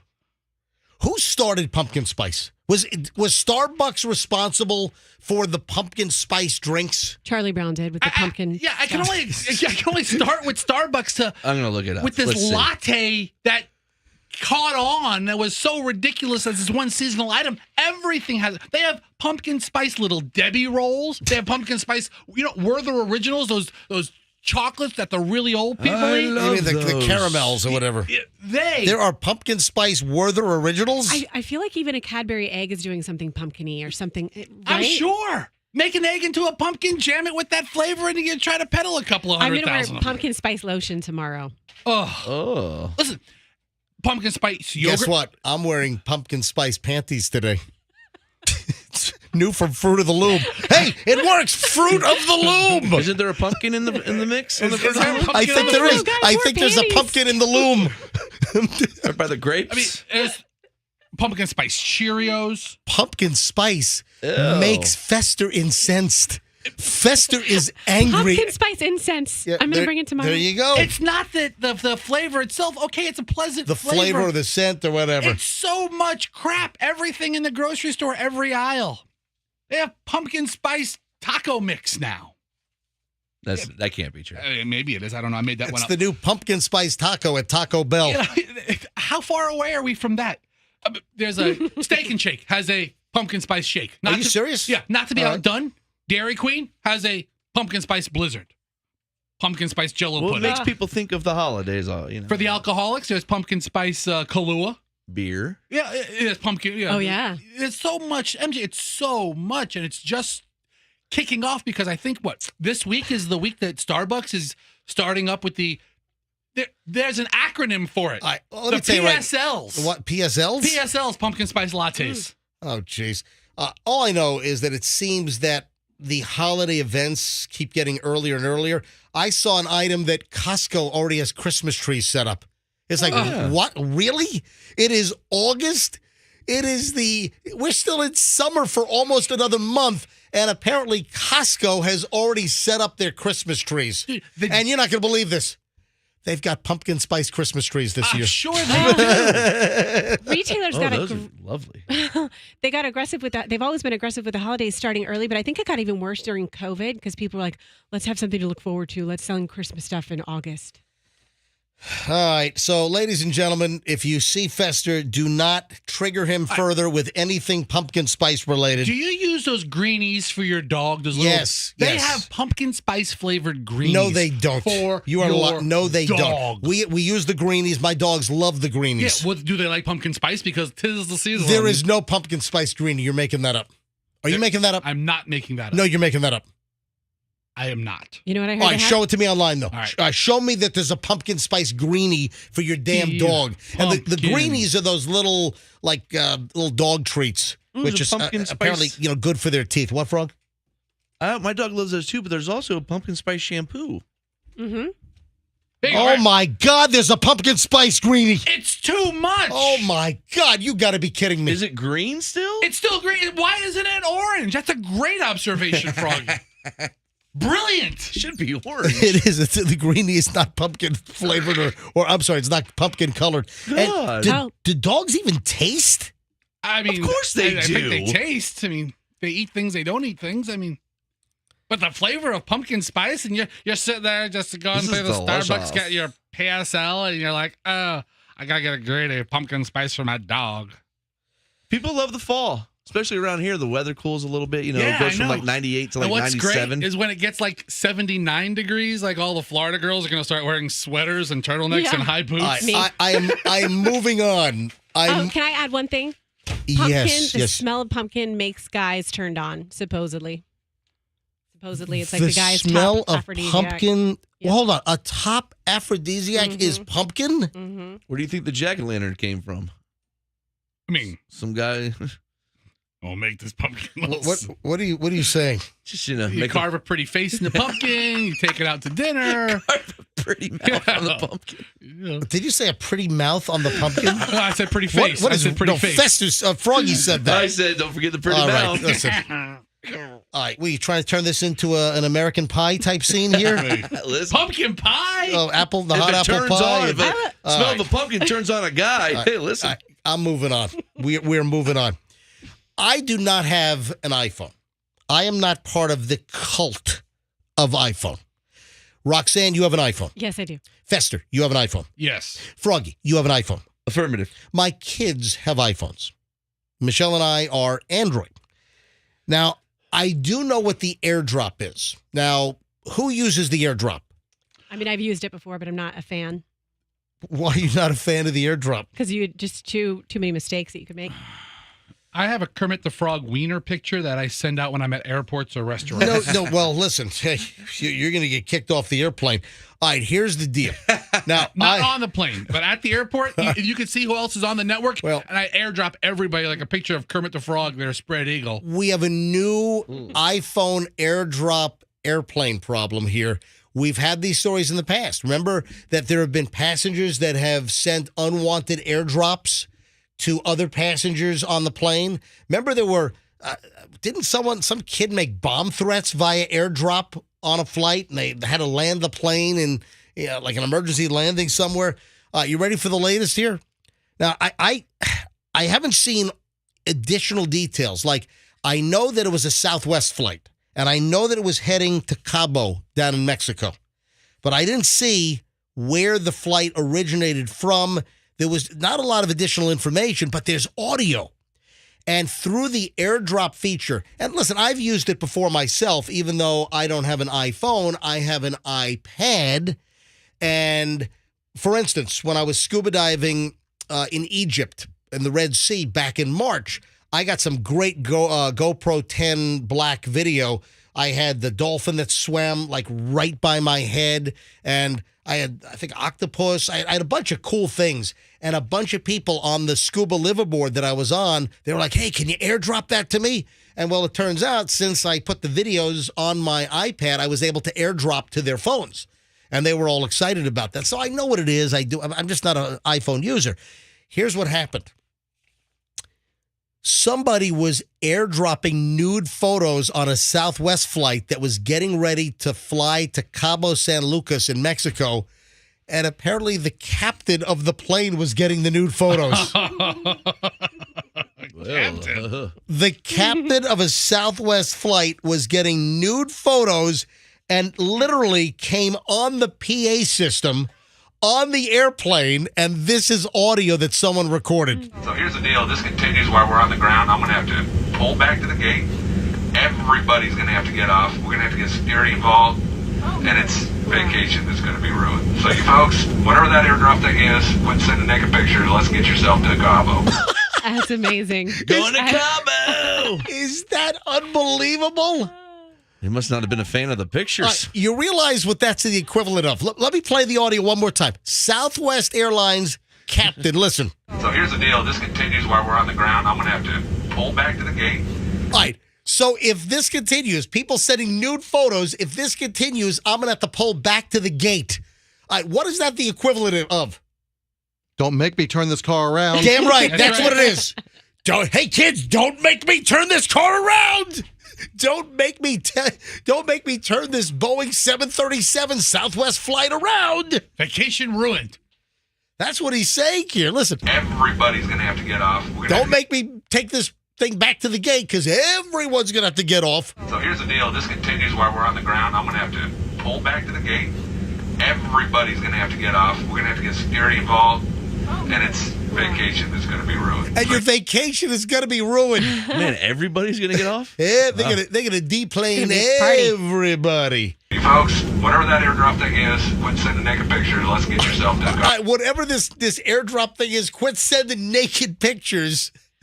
Okay, what if this airdropper deleted all the naked pictures? Then how would you do that investigation? Would you have to pull everybody off the plane and and examine them to see what matched the pilot's photos? We don't know if the naked pictures were of a passenger themselves, but that's like something you don't expect to hear. You expect to hear the captain say something like, "All right, expecting a smooth flight down to Cabo.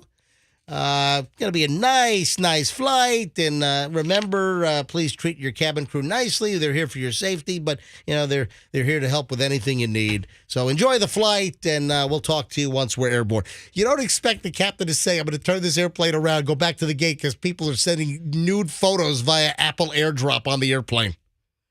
Yes, Fester. I mean, if he would have just been a little bit more pissed off about this whole situation, he could have just brought the plane back. Ruined everybody's trip. Why would anybody do something to distract a pilot that's going to fly your plane? I don't think you know that it's going to the pilot. You look on your AirDrop, you see 30 people on the network. I send a picture out of naked is that Kermit. how it works? You send it to everybody? Yeah, but I don't know that the pilot's one of those 30 people. Why is his phone even on? Phones are ringing here. I don't, people are calling in on this. Listen, if you got something to say, if you got something to add to this story, sure. 800-990-1047. 800-990-1047. Let's grab Rock is in Winter Haven. Hey, Rock, you're on the MJ Morning Show. Hello. Hey, what's up, guys? What do you think? I'm a former school teacher, and when that airdropping technology first came out, just like cell phones, period, in schools, it became a problem. And students were airdropping pictures in classroom, and they were inappropriate pictures in the classroom. And, of course, if they got caught, then they faced the consequences. But that became a very distracting problem in schools, in the classroom. Rock, how many years did you teach? Almost 30 years. Wow. And did you retire recently? Yeah, just kind of, I left education and just exploring other opportunities. Well, and what did you teach? What was your specialty? I was an anatomy teacher, genetics, microbiology. Well, I guess people airdropping body parts, that works with anatomy, doesn't it? Well, it works very well. Yeah. Right time and right place, though. Exactly. Rock, hey, thanks for the call. Thanks for listening, buddy. Yeah. All right. Oh, man, Fester airdropped me Kermit's wiener. Yeah, I sent it to everybody. Fester, stop. Well, you didn't send it to me because I don't have an iPhone. I texted If you missed it, to there you go. If you open your text, you'll see a picture. MJ, there you go. That's the picture I have of Kermit. If anybody wants the picture of Kermit, they send me a text. Oh, my God. You sent me. Kermit is dangling. I know. Kermit's blessed. So imagine if you go to like some Kermit fancy the schmancy. Frog. I'm Kermit the Frog. Take a look at my. It's not easy having a green wiener. I mean, you would assume it's Grease Kermit. I go to a public place. The Wiener Connection. Someday we'll find it. Bedtimes. A Wiener Connection. What are other Kermit songs? Kermit. I only had one. Yeah, that's the only one. I think Rainbow Connection. I'm a one-hit wonder. But no, I go to a restaurant, I open up my AirDrop, I see who's on the network, boom, I get appetizers, they get Kermit's wiener. Well, the pilot obviously accepted the AirDrop, and then funny how Right? he was like, this AirDrop, so, like he acted like he didn't know, but he took it. No, he knew, but you have to accept an AirDrop, right? Yes. All right, man, phones are ringing on this thing. Hang on a minute. Let me grab Jake is in Zephyr Hills. Hello, Jake. Welcome to the MJ Morning Show. Hey, how are you guys doing this morning? We're well. What do you want to say? Hey, so what I think you guys are missing is the bigger picture here is the captain put a big qualifier in his little speech there. I think you guys it flew right past you. Ooh. He said, if this continues while we're on the ground, I'm going to have to turn it around. He didn't. Basically what he's saying is, hey, once we're in the air, keep sending them to me. No. You're right. I think what he was saying was that while we're still on the ground, I have the ability to turn this Boeing 737 around and go back to the gate. You miserable kids in the back seat. I just heard, hey, if this continues, because he actually had a pause. He said, if this continues while we're on the ground, so play it again, you'll hear it. All right, hang on. We'll listen to it. I'll play it again. Here we go. Hang on. I'll play it one more time. Here we go from the beginning. So here's the deal. This continues while we're on the ground. I'm going to have to pull back to the gate. Everybody's going to have to get off. We're going to have to get security involved. And it's vacation that's going to be ruined. So you folks, whatever that airdrop thing is, quit sending naked pictures. Let's get yourself to Cabo. Yeah, I heard a lot of double entendres in there. He said everybody's going to get off. Oh, jeez. Whoa, hey. Roxanne, come on. Roxanne, you always got to take it. You got to take it in a dirty direction, Rox, every single time. So smutty. Unbelievable. Hey, Jake, thanks for the How call. you feel, Graham? Have a great day, buddy. Thanks. All right. Hey, MJ, Shorty Shane's here. Somebody got to get Can you let Shorty Shane in? Fester, I asked you to set his mic up and this get is him it. all set up. 1, 2, 3. There we go. Set up. I asked you to get headphones for him, and there you go. 1, 2, 3. Yeah, I mean, you're so preoccupied with pumpkin spice, apparently. I'm gonna send Shorty Shane a picture. Shorty Shane in a naked Kermit costume. Oh, they're about the same height. Please stop it. I've gotten 46 texts in the last 3.5 minutes from MJ Morning Show listeners asking for the Kermit picture. Oh, if you want the Kermit picture, 813-310-8444. Just text them and ask. Yeah, Froggy, do not give out Fester's private personal cell phone number Look at all these again. texts. Look at all these texts. 813-310-8444 if you want a picture of my wing. Oh, my God. Literally, Fester is scrolling, and it's dozens and dozens of listeners that are texting him wanting the naked Kermit photo. Oh, my God. Your number is so recognized. It's like the new 1-800-ASK-GURRY. Everybody knows it. 813-ASK Fester. Somebody texted me after a car accident. Oh, my God. All right, moving along here on the MJ Morning Show. I mentioned this earlier, and bring Shorty Shane in. Do we have a chair for Shorty Shane? Get him set up. Get his chair set up and headphones and all Fester, that. help him out. Yeah, Shorty Shane's joining us for a There little bit he this is. morning. Where is I can't see him. Where I can't see him. Is he sure He's he's right in? here. You sure he's in here? Lift him up, Fess. All right, so Fester, you stay on 3 and move Shorty Shane over to mic 4. Hey, Shorty Shane in the house. Is the mic? I can't see you. His texts are going off. I've got. Is his text still going off? Yeah, they're going off. Nonstop. Hey, Shorty Shane, good to see you, man. Talking to Mike. Where is he? Under the desk. Hang on, he's underneath the desk over here. Anyway, so I mentioned this earlier, and we just didn't get around to it yet. So I'm sorry if I'm running late. But just another warning: a guy installed a hidden camera in a beach bathroom. Is that Fester's phone going? Well, 813-310-8444. Don't call. People are calling for it. Now what was that feedback? I don't know, but this is outrageous. All right, so send me the picture. Send me the picture of the Kermit unit. Yeah, folks, do not text Fester. Dude. Well, these are all. Hey, Fester, I hate pumpkin spice too. Come on, he's not going to FaceTime you. People are calling and texting Fester. Whatever you do, folks, do not call or text Fester asking for the new. What is that feedback? Oh, that must be. Is that Shorty Shane? No.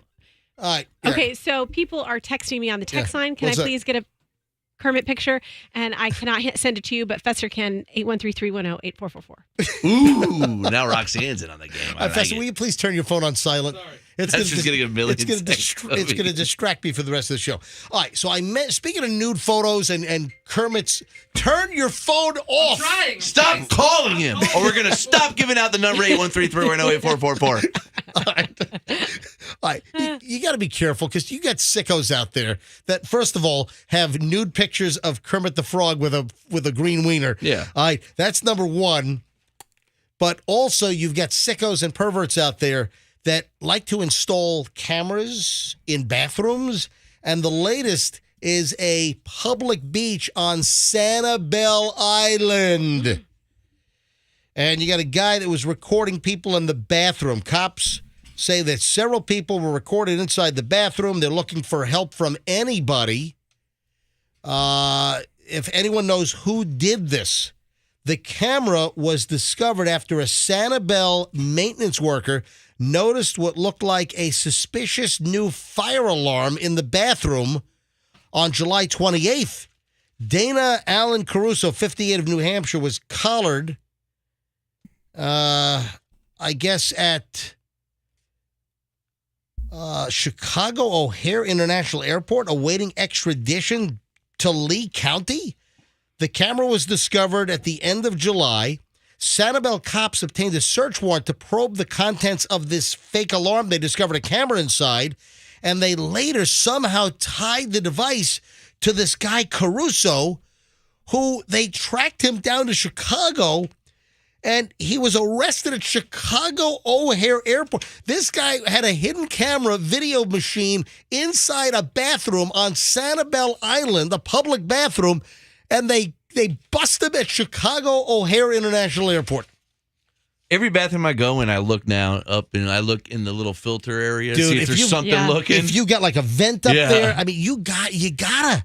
Yeah, I mean, I even look in the main part of the bathroom where you wash your hands and stuff, because sometimes I told you when I have claustrophobia and I don't shut the stall door if no one else is in the bathroom. Ugh. So I want to make sure that there are no cameras. Oh, you know what? That's correct. You'd revealed in the past that you have claustrophobia. I don't like being in the stall. Inside the stall. And if you're in a public bathroom, you'll leave the damn door open? As long as there's nobody in there. And then obviously But what happens if the door is open and someone comes in? You have ears then and you hear footsteps then you and you close shut the it? door. And then the claustrophobia sets in? Yes. And you start freaking out as you're going. Jeez. Yeah, I wonder if this is the only camera this guy had. Probably not. No. I'm guessing not. So they tied this guy to the device and they tracked him down to Chicago 10 days ago. And cops said that several people were recorded inside the bathroom, and they're asking for anyone else who went to the Bowman Beach bathroom, the public bathroom at Bowman's Beach on Sanibel Island. And they would like to identify the victims of the crime so additional charges can be piled on the suspect. And that's awful. Oh, and the authorities, the police chief on Sanibel, William Dalton, he's urging other police departments nearby to check their beach restrooms to see if this pervert might have placed similar devices to try to record people going to the bathroom. Ugh. Boy. What a creep. I'd hate it for that guy to have recorded me, boy. I put on a show. That's, a green wiener, a pumpkin spice show? Is that it? It's a deadly combination right there. Unbelievable. All right. Now, another racket, folks. I saw this, and I'm like, you know what? We got to talk about this on the MJ Morning Show. This is absolutely a public service announcement. First of all, hey, Shorty Shane, are you situated? Man, it took a long time. Yeah, I'm good, man. I'm good. What the hell took so long for them to help you out on the chair? It's the chairs. It's the machinery around here. I mean, it took like Roxanne can't pick me up. I got him on the chair. I got him headphones. He's doing really well. It took like 12 minutes for Shorty Shane to walk in the door and get on a chair in front of a microphone. How you been, man? Everything good? Yeah, man. How about you guys? We are Good to well. see you. What's new with you? Shorty Shane always has funny videos and what do you got going? Anything new? Yeah, man. We always got something going on. There's a new Mini-Me video. New character, Mini-Me. He has a imitating He Mini-Me. has a Vern Troyer getup that is identical. Oh, really? To the Austin Yeah. Powers Vern Troyer. So you got like a little Dr. When I was a Evil? kid, that was like the main thing. Like people used to call me Mini-Me, like back in elementary and part of middle school. So now that he passed away, unfortunately, I'm like reliving through him, and I'm like, okay, Well, hey, I'll bring this to life now. dude, like, I'll tell you what.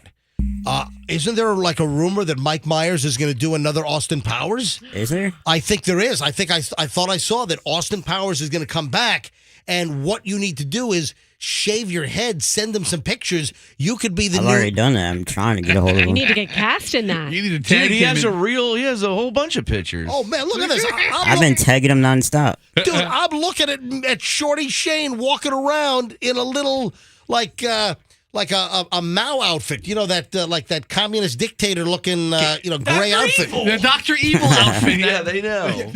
No, but it's also like a Kim Jong Il, Kim Jong Mao got the Zedong type Yeah. of thing. He The only got thing the I don't idea. have like- is like the scar on my face, like the scar, but that's only makeup. Oh, you can do that. You Yeah. can buy the makeup kits to put scars on. I know a makeup artist, so if I really get something good, Hey, who she'll hook me made up. the Dr. Evil little mini me outfit for you? I bought that. That was a men's extra large. What? It's the smallest I had. So you Oh, you bought mean it- it's like I had it it's a tailored. it's a kid's? Oh, it's a men's? Yeah, and then I had it tailored. Oh my God!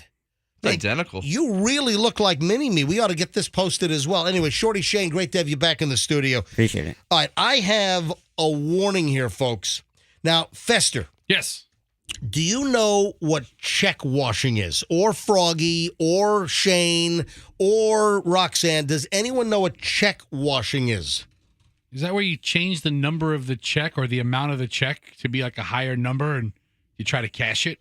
That's right. Like a $64 check, you change like a $64,000 check? That is correct. Not So- that I've done it. Don't they have devices in place that would prevent that? No. And that's the issue, is that there are plenty of people that pull the scam and they'll steal a check and then they'll change the dollar amount on the check and then they'll deposit the check or cash the check. and it happens all the time. And I've just been seeing lately just a whole bunch of news items about these check washing scams that are going on. But here's the other part of that. I don't believe in, number one, putting mail at your curb in your mailbox and put the little red flag up. You know what that red flag is? That's a notification to any crook that's cruising your neighborhood and they want to like participate in check washing and ripping you off. Yeah, you put mail in your mailbox, curbside, and you put the red flag up, you're just advertising, hey. Right here. Hey, personal information right here. Stop at my house and take my checks out and check wash me. Take my $122 check to the water company and change that. Change the name, change the amount, $122. Why'd you make it $11,022? Why you make it, $1,100? I mean, especially on a personal check where you handwrite it. Isn't it like erasable ink? Or can't you like erase ink? I don't know. They have erasable. No, they pens. they have erasable ink. Is and erasable ink regular ink just with an eraser? I But don't it know. never- No, erasable ink, there are ink pens that you can erase. It never looks good, though. It will erase like a pencil. But even with permanent ink, even with ink that is not technically erasable, these check washing folks, they use a liquid and they can get the amount and the name off and then replace it with what they want. That's why, a couple of things here. You do not leave mail like with social security numbers, or if you're sending checks out, don't put it in the mailbox at your house and put the flag up. You're just itching for someone to come by and steal it. That's number one. All right. Now, you know what the other warning is? Do you think it's a good idea to put mail in those mailboxes, the blue mailboxes that are on street corners? You think that's a good idea? I thought that would be safe. That would be better than in your mailbox, right? Wrong! Okay. Hold on. Relatively speaking, I would think that's safer than dropping it at your corner, at the curb. Guess what? No. The ones at the post office, even? Let me take even. Those are some of the worst. Even. What am I doing? I don't know. Those are some of the worst because I remember that there was I think it was on Oak Keller in South Tampa. They have those big giant like outdoor blue metal bins at post offices, and it's even recommended that you don't even put your mail in those. That's on post office grounds? Yeah, give me a break. People have fished that crap out. I'm telling you. It happens. Even at the post office or the blue metal mailboxes in your neighborhood or on a street corner, people will fish the mail out. They'll take like a wire hanger with like some gum or some adhesive or tape on the end, and they'll jam it down into the box, and they'll grab the mail. It's a felony. Damn right it is. Look, Shorty Shane. Yeah, I mean, coming in with the felony action over here. Not that he knows anything about felonies, but you can't tamper with the mail. But there have been plenty of cases where people will even steal the mail out of the U.S. government, U.S. post office mailboxes. That's why whenever I mail something, I walk it into the post office. I put it into the wall. And I guess they could still go in there and maybe try to fish it out. But I think it's less likely inside than outside. And one of the other rackets that I saw while I was looking at these stories last night is, you know what a big thing is? What? People getting a hold of the actual official U.S. Postal Service keys that open up the mailboxes. Oh, Yeah. I bet you can buy them on eBay right now. Guess what? I don't know if you can buy them on eBay, but there was a story that I stumbled upon that a mailman was arrested. They busted a mailman who sold one of the master keys that opens up the mailboxes. Because these thieves, they grab the mail, they look for all these checks so they can check wash and then write these fraudulent checks with fraudulent names and amounts. And if you've got a key to get into the box, man, you could just open up the mailbox and grab a whole stack and not have to fish it out with a wire hanger or some kind of a device. Like, for instance, outside of Chicago, new video released yesterday shows a thief swiping letters from a blue mailbox in the northwest suburbs of Chicago. Police in both Norridge and Harwood Heights say they're tracking a surge in mail theft and check fraud. And police say the thieves somehow opened up a blue mailbox, near the Norwich Village Hall and stole mail twice in the past 3.5 months. So just a heads up, those mailboxes are not even safe. But here's the deal. Here's why this is important. In the story from CBS Chicago, they talked about Luz Spielis, who dropped off a check to pay her water bill in a blue box outside the post office, right? Became a victim of fraud. Did they lose his check? Listen to this. lose. The check never made it because it was stolen. They changed the name. This person dropped off a $94 check. Guess what? The check was turned into a $6,000 check and the money came out of their account. Yikes. They were taken for $6,000. Oh, lose. That's a lose-lose situation. Really? That's all I got. All right, come on. L-U-Z, lose, right? Yeah, lose. So you got mail theft alerts. It's all over the country. If you do a Google search for mail theft, it's all over the place. So heads up, and then check washing. That's why do not put checks in the mailbox in front of your house, and do not put them in those mailboxes that are freestanding. Walk them into the post office. Or if you see the mailman in the neighborhood, hand them to the mailman personally is what you ought to do. First thing I do when I receive a check, especially if it's a big one, I sign the back, put a bunch of them like just hanging out the top of my purse, and then I run errands. They fly all over the place. I lose them. You lose them. I find this endorsed check. Yeah, for real. How does that happen? Hey, let me ask you a question, guys, as we move along here. You want me to take calls? Andrew's got calls. All right, fine. I'll take phone calls on this. 800-990-1047. 800-990-1047. If you have anything to say regarding mail theft or check washing, or if something happened to you. Hey, that famous story, Fester, with the people that were the reason why I got rid of a mailbox. My old house, there was a guy and a woman. They were driving through my neighborhood, and they were slowly stopping at every mailbox and stealing people's mail after the mailman had delivered the whole street. And then I saw them, and then I got in my car to follow them so I can get the license plate number because I saw them stealing all of my neighbor's mail. They didn't take mine because I was rolling the trash cans out because it was trash day the next day. They didn't take my mail. So they passed right by, but then these dummies, they stopped right next door at our neighbor's house, and I see them reach in and grab. I'm oh my God, they're stealing mail. So I got into my car, and they're already 8 houses down the street. So I get behind them, and then I think they must have said, "Oh, we picked up a tail." So then the guy, the guy floors it. Let's get out of here. The guy was driving, and the girl was in the passenger seat, and she was doing the actual mail grabbing, and they fled. I was trying to get their license number. They fled, and they ran a red light at Himes and Euclid and T-boned an old lady in an Oldsmobile or something. They just T-boned her, just smashed right into her. She was fine. So you caused the wreck. I didn't cause the wreck. They caused the wreck. I wasn't chasing them.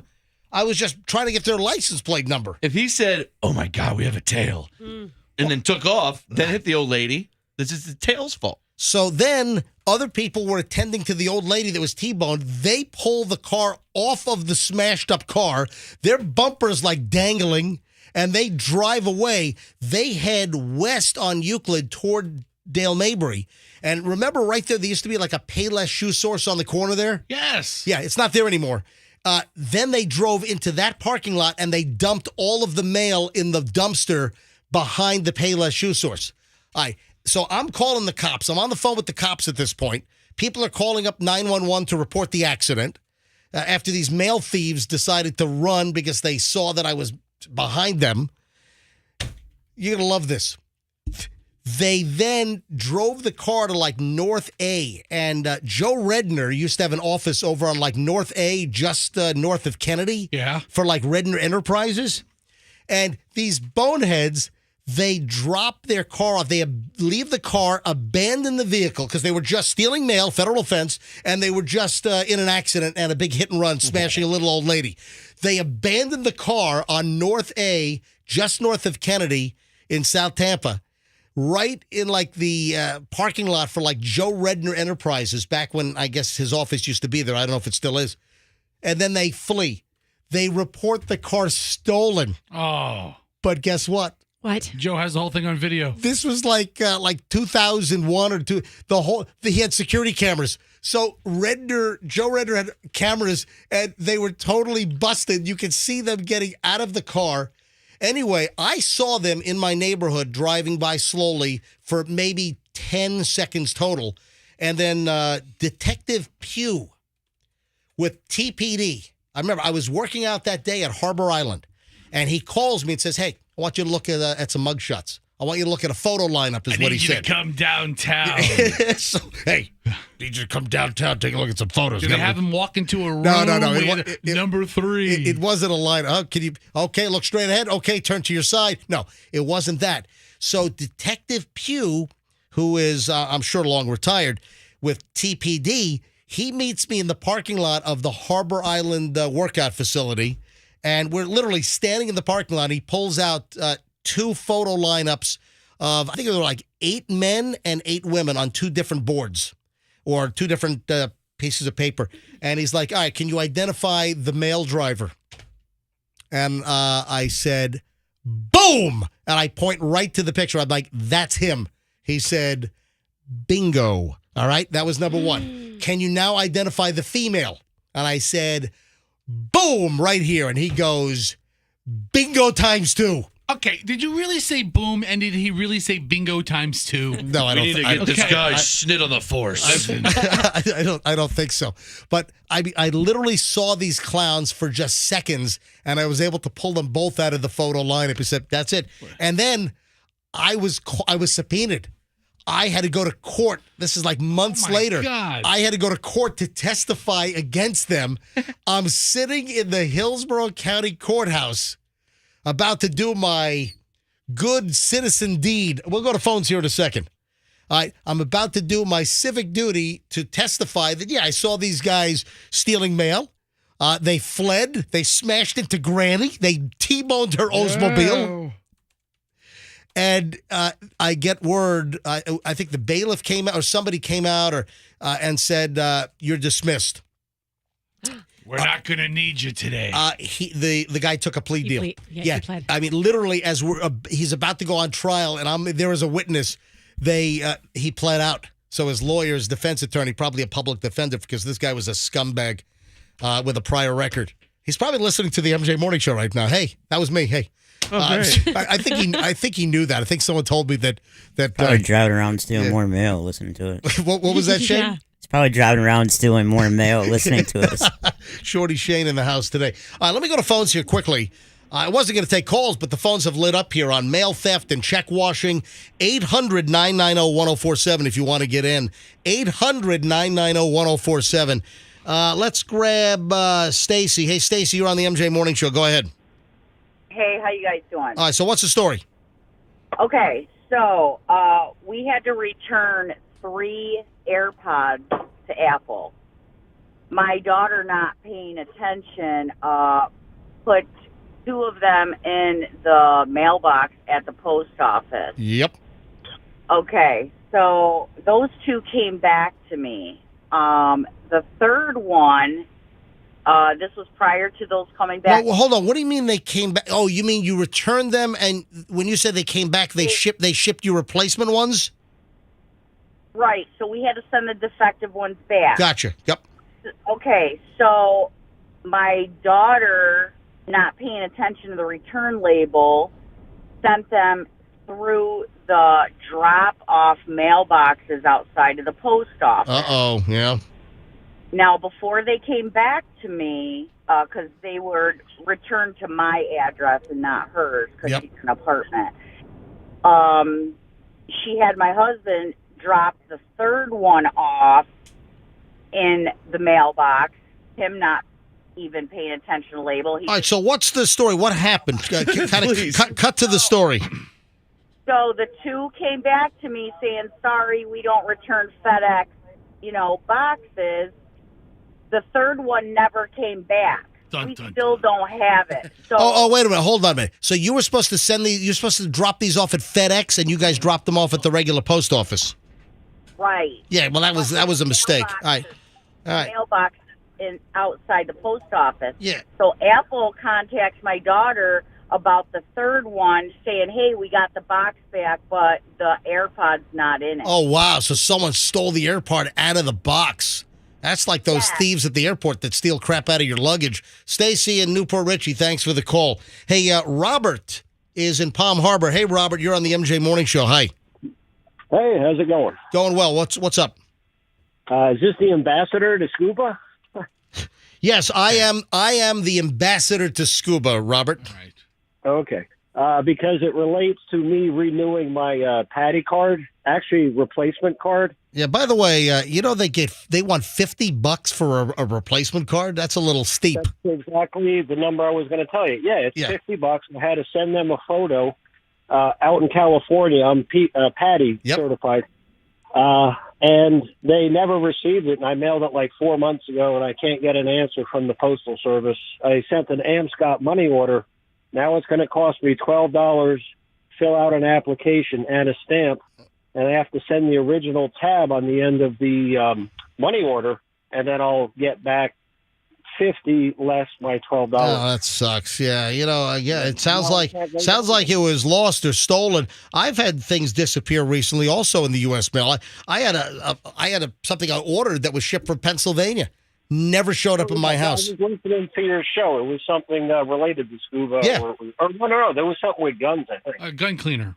I had gun cleaner go missing, and then I also had some lock line tubing for a mount for my my lights for my GoPro. So I've had a lot of things problematically go missing in the last year with the U.S. Postal Service. Hey, Robert, thanks for the call. I appreciate it, man. Yeah. Okay. Take care. All right, one more call, and then I'm gonna have to push off what I was gonna do to the next segment. Jimmy is in Brandon. Jimmy, really? All right, Jimmy, I see what's on the screen here. Tell everyone what happened, Jimmy. Automatically go missing. Oh, geez. Jimmy, you got to turn your radio down. Jimmy! Jimmy! He'll talk to us in a couple seconds. Yeah, I hear you. All right, Jimmy, can you hear me? Yes. All right, Jimmy, turn your radio all the way down. Hey, Jimmy, did Andrew, my producer, instruct you to turn your radio down? No, but I knew I was supposed to. Okay, all right. Yeah, Just adult. All right. Come on, Jimmy. All right, Jimmy, go ahead. What happened to you? Well, by the way, Andrew just gave me the death stare. All right, go ahead, Jimmy. Well, good enough. Anyway, Saturday morning, 8 o'clock, 8:30, she goes out there and puts one envelope in the mailbox and puts up the, criminal alert flag. All right, so hold on. This is your wife put a letter in the mailbox and put up the red flag, which is the steal me flag? Yeah, the criminal alert flag lets criminals know that you got, valuables to steal. Yep, go ahead. Anyway, she hears the mailman coming, so she goes out there to meet him because, he's been on vacation, blah, blah, blah. Long story short, he's like, no, there's no mail in there. And she goes like, huh. So she calls the police, and they're like, no, it's not a police problem, the non-emergency number. Oh, man. So how long was the letter in the mailbox before it got pilfered? Yeah, it was only in there for like 2 hours. Yep, look at that. Saturday morning. Neighbors are out mowing. Dogs are being walked. And Jimmy, you're in Brandon. Jimmy's in Brandon. They had their letters stolen. Their outgoing mail was stolen out of their mailbox on Saturday. What was in the letter, by the way, Jimmy? It was just a bill to a client. It wasn't a check, thank God. But that's what they're looking for, though. They're looking for checks. All right. So, all right, Jimmy, thanks for the real world situation from just a couple of days ago. Have a good day, buddy. You too, man. All right. Jimmy. Man, I'll tell you what, we are such a public service oriented show. Are you getting texts on this? Yes, I can't even keep track of them all. I'm getting a lot of texts. And when you start talking checks and mail, it becomes very convoluted. And my sister texted me your power outage map. I sent you that on your phone. Yeah, I've already seen that. I wonder if is my power back on? All right. Oh, I don't know if my power's back on. People may be texting Roxanne right now about mail, but People are texting me about Kermit the Frog. I'm trying to reply to everybody right now. So- I mean, I have like 300 left to go. Now we have the phone number here at Q105, which people can call in or text us, which is 800-990-1047, and we're loaded with texts every single day. And apparently, Fester is also loaded with texts on his personal cell phone because as frequently as I give out the Q105 MJ Morning Show number, Froggy blurts out Fester's personal cell phone number. That's right. Give Fester a call anytime. 813. I don't answer calls. 310-84444. I said too many fours. You did too many fours. Don't call him, though. Text him. Yeah, text. I'll reply to a text. I don't answer calls. How many of you got this morning? Folks, don't call 813-310-8444. That's the first time he did it. Don't call it. Do Don't not call it. Do not call or text Fester. You can text. All right, when we get back, if you're going to talk about scams, if you're going to dine and dash, you might not want to leave this behind. All right. If you're going to, and I want to determine the best we can, is this a real story? Because this photographic evidence, this is really interesting. So someone dines and dashes, and then how does the server get revenge? Hold on to that thought. We'll get to that and a whole lot more next here on the MJ Morning Show on Q105.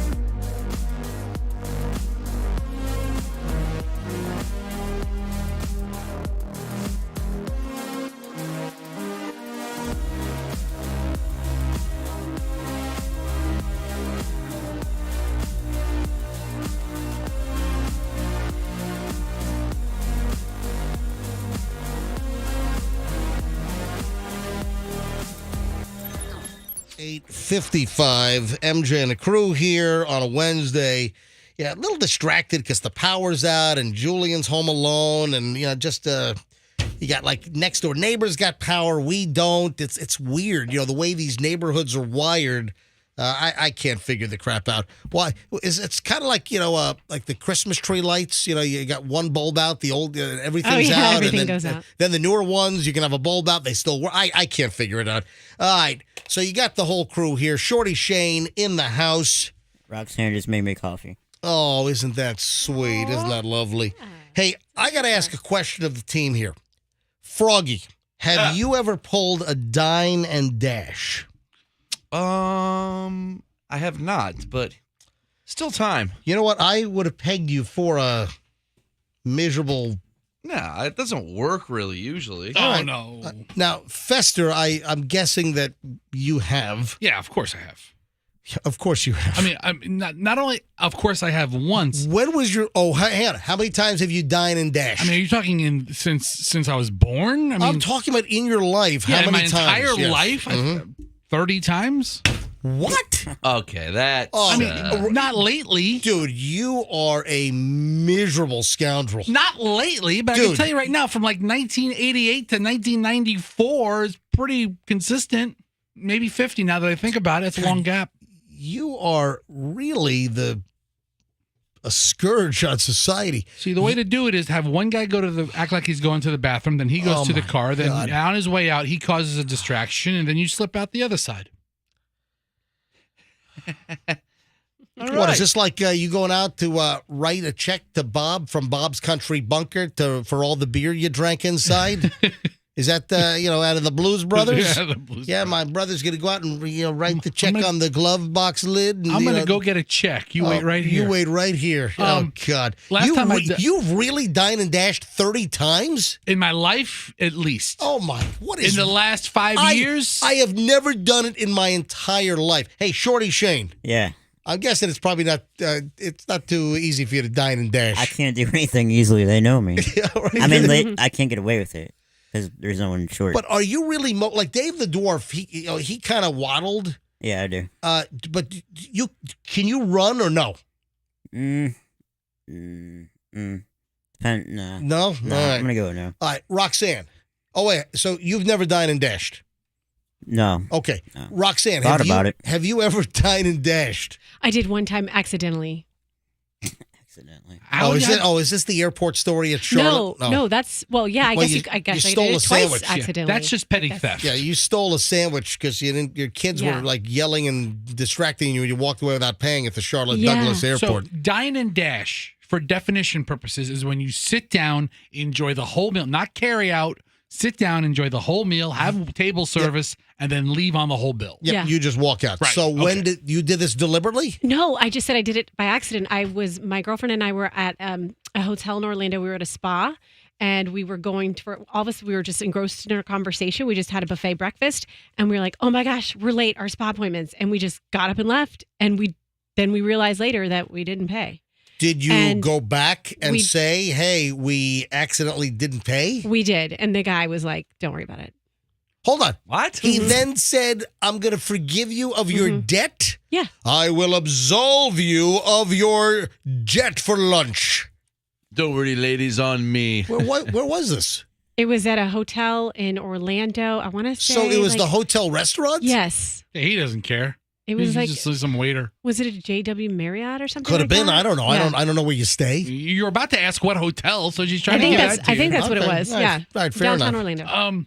No, last time I dined and dash was a couple of years ago, before the Steak and Shake on Northdale Maybury caught fire. I went there and I had the family with me, and it took so long for people to come to the table. I'm like, Allison, start walking the kids out one at a time. I'll take care of the bill. And she gets the kids back in the car because the kids are getting restless. I go, just wait in the car. I'll take care of the bill. So my wife innocently goes to the car, and then I just kind of slowly walk out. And my wife's like, oh, great. So you paid the bill? I'm like, not exactly. Let's get the hell out of here. Come on, let's go, kids. Buckle in. Let's go. We took off. But I was at the Steak and Shake on Northdale Maybury. Now then it caught fire. All right, listen. Wow. The reason why I'm bringing this up. Horrible person. Did you light the place on fire to cover up your crime? The key is to have the wife put the kids in the car and have her believe you're really going to pay it. Oh God! I mean, It's okay, honey. I got it. I'll wait here. You have a criminal mind.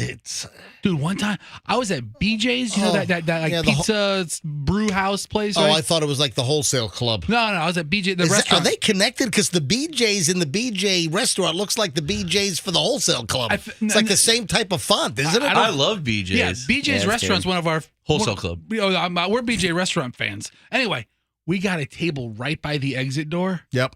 It was everything in my power not to tell my wife, hey, the kids are getting restless. How about you put them in the car? And then she you would have done slip that. out the side? She would have So done you that. lie to your wife. But I lie to my wife all the time. Oh, my God. What is wrong with you? You guys don't lie to your wife all the time. How much was the bill? I don't know, $60-something.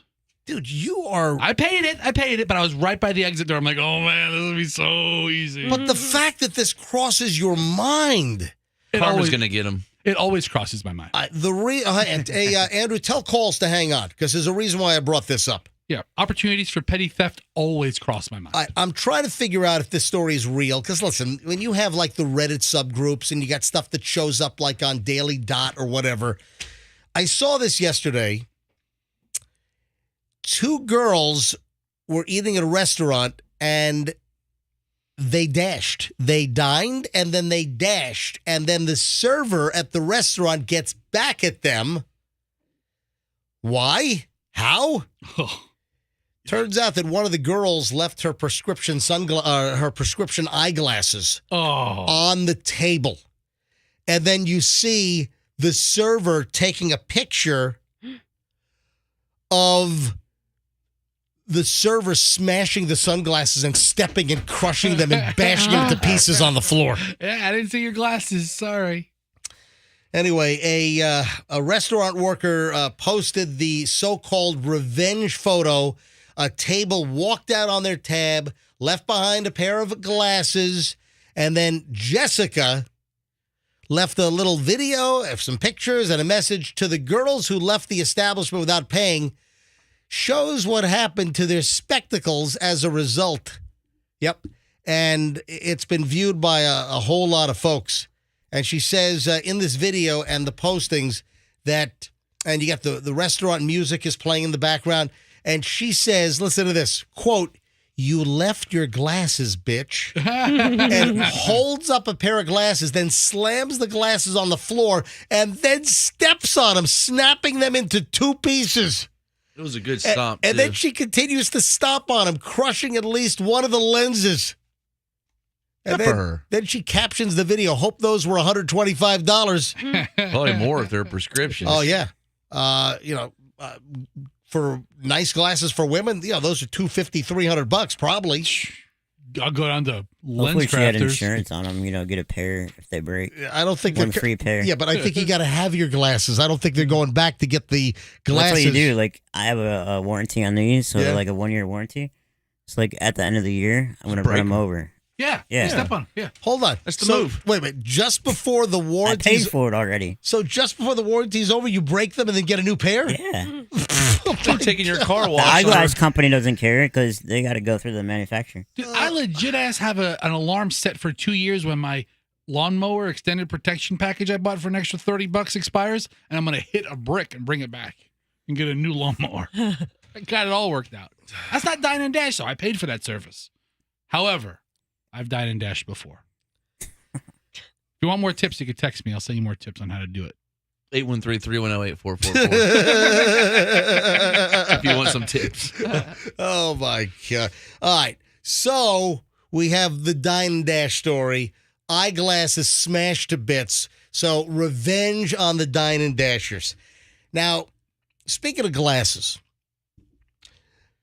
Julian and I, we started something like when he was probably 10.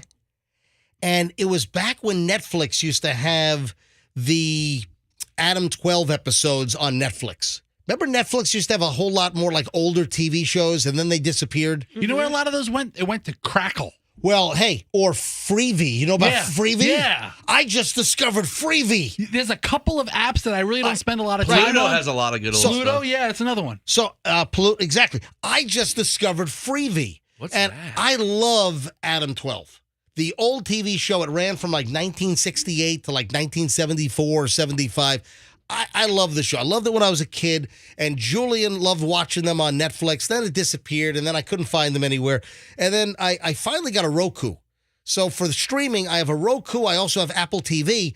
And on the Roku, I found Freevee. And the Adam 12 episodes are oh, wait, I was supposed to take phone calls. Hang on a minute. Hey, let me stop. I'm sorry. I got a bunch of calls on hold. Hang on a minute. right, we're busy. I think this goes back to Dine and Dash. Hang on. I'll finish up with my story in a second. Hey, Jesus, you're on the MJ Morning Show. Hi. How's it going, MJ? How's everybody doing? You're in Eagle Pass, Texas. Thanks for listening to the show. Jesus, what's up? Hey, so a few years ago, a coworker of mine was Eagle Pass is a very, very small town. Everybody knows each other. Literally everybody knows each other.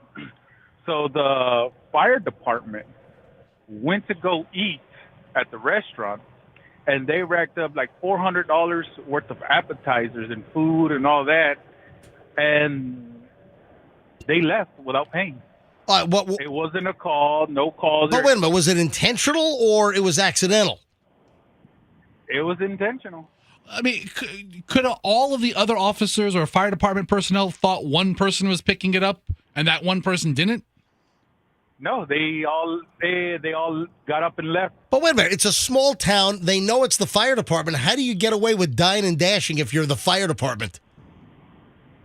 I don't know, but my boss knows the fire chief, and he ended up calling him and telling him what happened. All right, so what was the final result? Did they pay for the meal? Yeah, they had to end up paying for the meal, and it was in the local newspaper and everything. It's the biggest news out of Eagle Pass, Texas in decades. I hope you never needed the fire department to come to your place, because that'd be awfully slow in the call. The biggest news right now is some lady got stabbed, and the person who stabbed the lady swam back across to Mexico. Wait a sec. Wow. A lady got stabbed, and the stabber swam back across the river to Mexico? Yes. Oh my God! It's a border town. Yeah, they usually they come the other way, not going back. You know. Yep. All right, Jesus, thanks for the call. I appreciate it. Thank you. Little border humor here, folks. I one more call, then I got to finish up with my Adam 12 story, and it has to do with glasses. So that was my segue, because we were talking about the glasses being smashed after the girls dined and dashed. Let me grab one more here. D is in Zephyr Hills. Hey, D, you're on the MJ Morning Show. Hi. Hey, how are you? Doing fine. What's up? I just was calling because Cracker Barrel is about the easiest place to dine and dash. Oh, it sounds like you speak from experience. All right, She is correct. Yeah, so D, how many times have you dined and dashed at Cracker Barrel? None. Once. All right. So why don't you tell us, how is Cracker Barrel the easiest place to dine and dash? No, I've never dined and dashed anywhere. She said none, not Yeah, one. she said none. Oh, she said none. I thought she said one. All right. So D, what is it? You pretend like you're going to the general store for all the knick-knack crap, or No, what? D, I'll tell him exactly how, because I may or may not have done it once or twice. All right. Go ahead, Fester. Hang on, D. Hang on a sec. Yeah, Fester. See, D, when you get your, and you know this, D, when you get your Cracker Barrel bill, you have to get up and go to the register and pay there. Right. But you have the whole little gift shop that you just get lost in and meander in and just walk out the door. Right. And I've seen a lot of people do it because at the Cracker Barrels, they're all by the interstate. So Oh, you got a quick getaway, man. Yeah, you're never going to see those people again. their families, and they're just walking out with the ticket and their to-go stuff or whatever their leftovers are and stuff. Unbelievable. Well, hopefully Cracker Barrel makes up for it with all the stuff they sell in the gift shop. Yeah, hopefully they cracker down on it. Crack down. I don't know. Because, oh my God, that was awful. That's bad joke. Then you're sitting out there waiting for your name to be called or whatever, and you might have a few things from the store, candies or whatever, if you got the kids. And Yeah, stuff. I stole a Charleston chew. They have them, man. Underappreciated candy. Hey, thanks for the call, D. Have a great one. All right. So back over to my segue, because I was talking about Adam 12, the old TV show, and I found it on this freebie. So Julian and I were watching some episodes, and Michelle was out in the kitchen. She could hear the audio coming off of the TV set, and there was a scene in Adam 12, and I thought it would be a good segue because we're talking about the Dine and Dashers, and to get revenge, the server then smashed the person's glasses who left the glasses at the restaurant. But listen to this. This is a scene from an episode of Adam 12 from 1974, and I just wanted to get everyone's thoughts on this. Listen to what was said. It's almost time to hit the station. Dorothy Parker. Huh? Dorothy Parker. That's who came up with that saying. What saying? Men don't make passes at girls that wear glasses. Have you ever heard of that?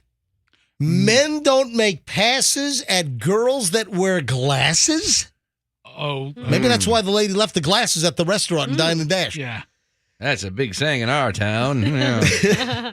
Have you ever heard, Roxanne, have you ever heard that men don't make passes at girls that wear glasses? I think this is the first time I've heard it. Well, Michelle, when she heard this the other day, she's like, oh, yeah, I've heard that before. I had never heard that expression before. Men don't make passes at girls that wear glasses. What about a hot librarian?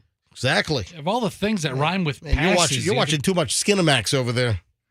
Or just going to the library. Yeah, I'm reading a lot of books. What are you looking for hot librarians, Roxanne? I've never seen a hot librarian. Just in videos and stuff. Shorty Shane, you've never seen a hot librarian? Never had luck. Do you spend a lot of time in libraries? No. Okay, well then how would you know? But every time I go, it's just like a little old lady. Like, Yeah, back in What the do you day, need? With a bun in the back? yeah, something like that. back when the boys were coming back from Korea, she was a dime. Hey, Frog, you ever heard that expression? That guys don't make passes with girls who wear glasses? You know how I love old sayings. Yeah. No, I never heard it. And Fester, you? Of all the things that rhymes with passes, he goes with glasses?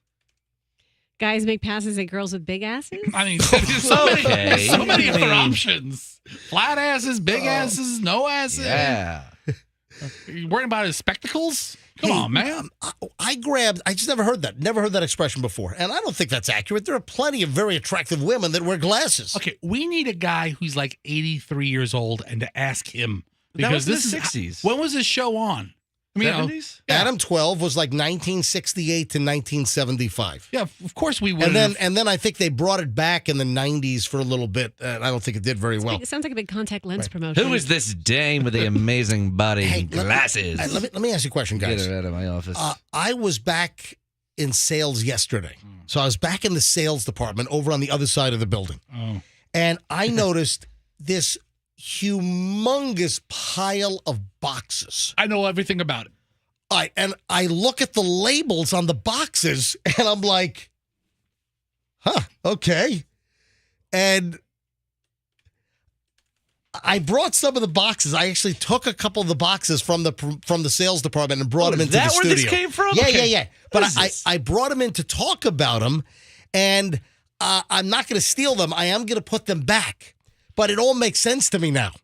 So Pat, our traffic guy, who's not here today, Pat, our traffic guy, I was talking to him on Monday, and I noticed in his little briefcase, his little carry bag in the traffic studio where he records traffic. Who looks in people's bags ever? They were sticking out. I couldn't avoid them. So Pat had 3 boxes of Gas X. Yes.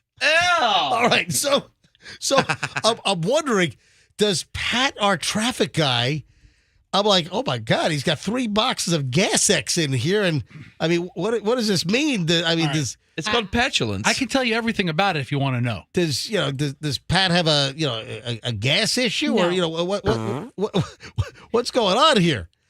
So I noticed, seriously, our traffic guy has 3 boxes of Gas X, and I'm trying to figure out what's going on. Oh, and then while little indigestion. While I'm in the room, it's a very small studio. No, Roads look clear. But I thought about it for a minute. I'm like, wait, Pat has 3 boxes of Gas X. I'm like, what's this all about? And then later that day, I saw all of these boxes back in the sales department. Yes. And there are like a couple of hundred boxes. A couple of 100,000 individual packets. All right, this is crazy. Of Gas X? Well, here's the it's not just Gas X. I could use that. Well, hold on. So I'm guessing that we are doing some big promotion, and are we giving away what's? All right, Fester, explain what's going on. Why? But wait, there's more. Okay, it's not just Gas X. There's also Preparation H spray.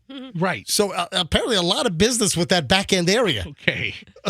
Yeah. All right. So what's going on? So the name of our company that we work for is Beasley Media Group. Yes. Great company. They own a bunch of great radio stations nationally and locally, including Q105, QIK, The Shark, Wild, Maxima. Yep. They also manage and own the Florida Home Show. Florida's largest home show. Florida's largest home show. You Yeah. gotta see it. You gotta see it. go. You gotta go. So it's going on this weekend. You gotta see it. You gotta go. If you need to, buy a hoe. Because it's a home show. Listen, I'm talking about a hoe as in garden tool. Home all right. Show. Right. Yes. Right. So the title sponsor of the Florida Home Show, Florida's largest home show at the Florida Fairgrounds, all Labor Day weekend long, is Gas X, Tums, Nexium, and Centrum, Advil, Excedrin, Emergency. They have MJ. They have hundreds of cases of emergency raspberry flavor. We like Emergency. We've used that product for a while. The Emergency drink. Yeah, I can probably acquire you a box or two or 20. I need a life supply of that stuff. But anyway, any suppositories? Now wait a minute. I brought some of these boxes in, and seriously, we got Gas X out the wazoo. We should have. Hey, yeah, we gave away the computer pros, the Microsoft Pros last week. We give out Gas X this week. You're talking about the Microsoft Surface Pro 8. Yes. Yeah. All right. By Don, the IT guy. This week can be Gas X. Okay, so you want to give like caller 26, know the last name, and you'll win a 3-pack of Gas X. So pass the gas. Oh my God. Pass the gas. What a great There you go. promotion. All right, folks. So we can open up like a drugstore chain here. We've got Gas X. We've got Preparation H spray. Look at this. I got cases of Preparation H spray here with lidocaine. I can legit Look use at this. that right now. I Fester, Unfortunately, drop listeners- trowel. I'll spread it. I'll spray it out for you. spray. Yeah. That's fine. What was that? Listeners don't make passes at products for asses. So, That's from a texter. I can't take credit for that. But we have this incredible array. We've got thousands of Gas X's. I got thousands of cans of Preparation H spray. We've got Advil. We've got Excedrin. I mean, my God, we can open up a drugstore. They are the title sponsors of Florida's largest home show. All right, so what's the deal? Are we giving away this product at the home show? Is that it? Like if you come by the Q105 booth, we'll give you some of these. Free giveaway. We'll give you some of these fabulous products. Come by the Q105 tent there. You probably have any ailment. You can meet, you can meet Mason Dixon, and he'll give you a bottle of Preparation H. He will apply it for you. I think he'll apply it. But seriously, we have hundreds of boxes here of these consumer goods. All right, seriously, if you're looking for something fun to do with the family this weekend, Florida's largest home show, Friday, September 2nd, all the way through Labor Day, September 5th. But I want to point out that At the Florida State our Fairgrounds. traffic guy Pat did take 3 boxes of Gas X. I'm just saying. He likes to go to a Mexican restaurant. No, he really does. Here's what I know about it's Pat. not all for him. It's for the friends who go there. Every Friday night, MJ, if you want to find Pat George, he's at Vallarta's. Vallarta's on Northdale Mabry. On Northdale Mabry. You mean Vallarta? Vallarta's. Like, yeah, it's Porto Vallarta. It's not Porto Vallarta. I never put that together. Vallarta's restaurant's named after the city. Vallarta. I never Vallarta. Yeah, it's like Yadro. It's like you know. Yeah, I've been there 50 times. I never thought they would name. I thought it was like a family name or something. Anyway, Yeah. Pat's at the one on Northdale Mabry every Friday night with like just getting litty on margs the whole time. Yes.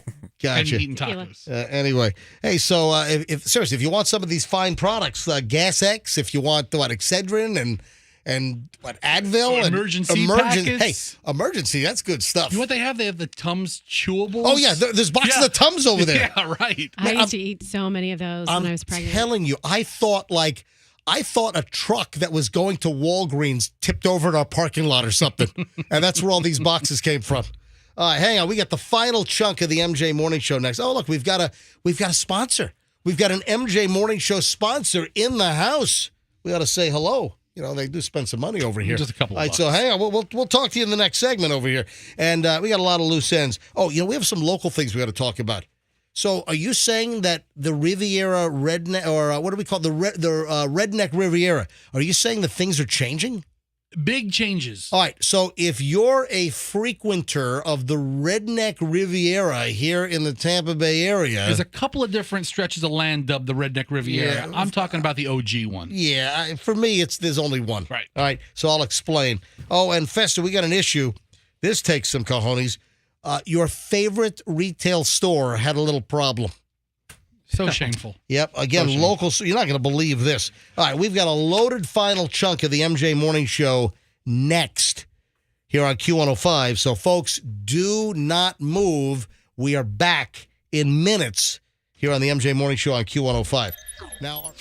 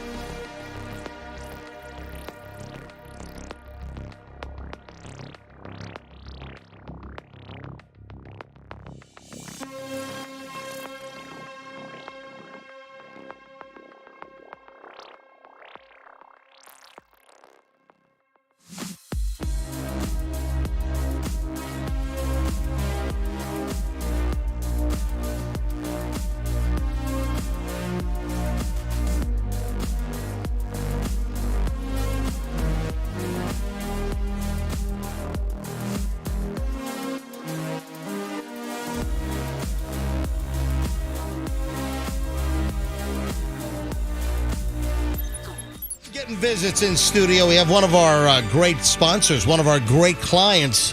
I do commercials for two college brothers. In fact, I've done like two of them already this morning.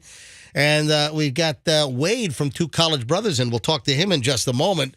Another MJ Morning Show advertising success story. So hang on. We'll talk to Wade in a second. All right. Shorty Shane. Hola. Is there anything in particular you want to get to Andrew? Any videos you want us to post for you? Anything new and special that you want to get some hits on? No. Just follow my Instagram. Shorty Shane on Instagram. All right, so that's it? Working on stuff right now. Here's the thing, Yeah. MJ. Honest, we should add a link on our MJ Morning Show page to all of Shane's socials, just for people who stumble onto our page can stumble onto his. Just go to my Instagram. I got like 5 times the followers in the past 30 days. Really? Can you grab Froggy? He just like walked. I think he saw Wade at his microphone, and Froggy's He thought like, he was off. He thinks he can go home now. Yeah, tell Froggy to come back in here. All right? He's coming in. Yeah, He's got here. Come on, dude. Hey, so share the mic with Froggy for a second. Sit in my lap, Froggy. All right. Come here. Couple Sit of in my things. Yeah. Hey, sit in Fester's lap like you're Yeah, a Froggy's ventriloquist dummy or something. All right, and pull the string behind his neck. I'll pull something. All right. So, a couple of things before this is our final segment of the day. And listen, if I sound a little preoccupied, if I sound a little distracted today, it's because the power went off at 7:30, and Julian's freaking out. But it's back, right? Well, I don't know because I don't know if it's back yet because I can't get a hold of Julian. My sister has texted me every one of your. It's like she's linked into your account or something. Well, here's the deal. Hey, Fester, you were out of the room. Yes. I got an update. There is unfortunately a fatality to report. Great. Oh no. Yep. My power apparently is back on, and it was my house and the neighbor next to me. 2 houses were missing power. And unfortunately, it's a sad day. We have a fatality to report, and this was confirmed by the Tico lineman. Oh, no. That put us back on. I would like to offer my deepest condolences to a squirrel. So a squirrel, what, he eat out the electrical box or something? No, apparently a squirrel was up in the power lines and just got blasted. Oh, no. Yeah. Squirrel spent his last seconds on planet Earth. And that was the actual sound of the power transformer apparently blowing to smithereens. I spoke to my neighbor a few minutes ago during the break, and the Tico lineman found a charred, blasted, burned up squirrel at the base of the power pole. So, that's what caused it. What do you think caused it?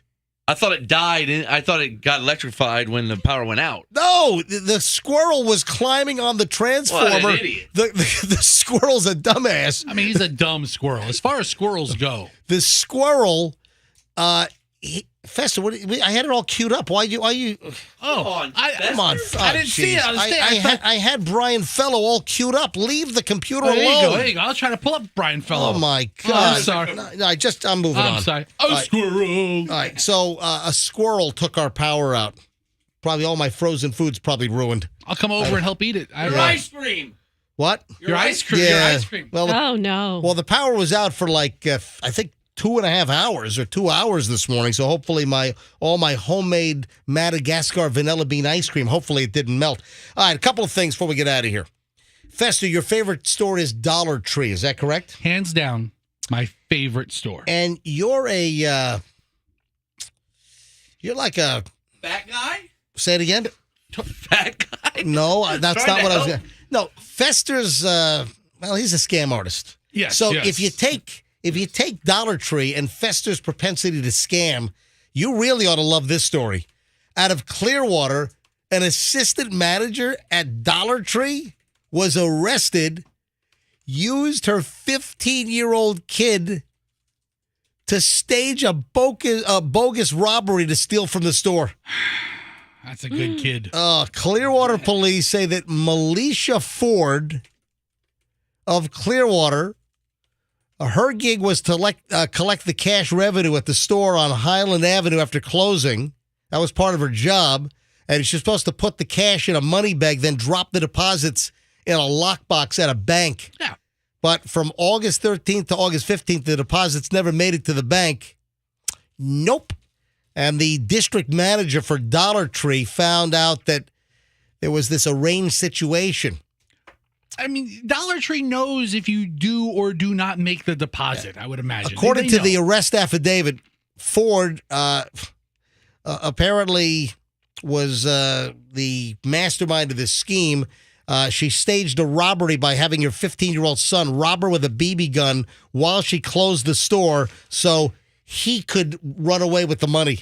Can you imagine? You're using your 15-year-old son to stage a fake robbery to get ripped off for your daily receipts? All right, so this is a good kid. It is not a good kid. He's What not is a wrong good- with you? He's not a good person, but he's a good son. No, he's not a good son. I can't get my daughter to pick up her freaking shoes. and She this made a mother- false 911 call about a fake robbery.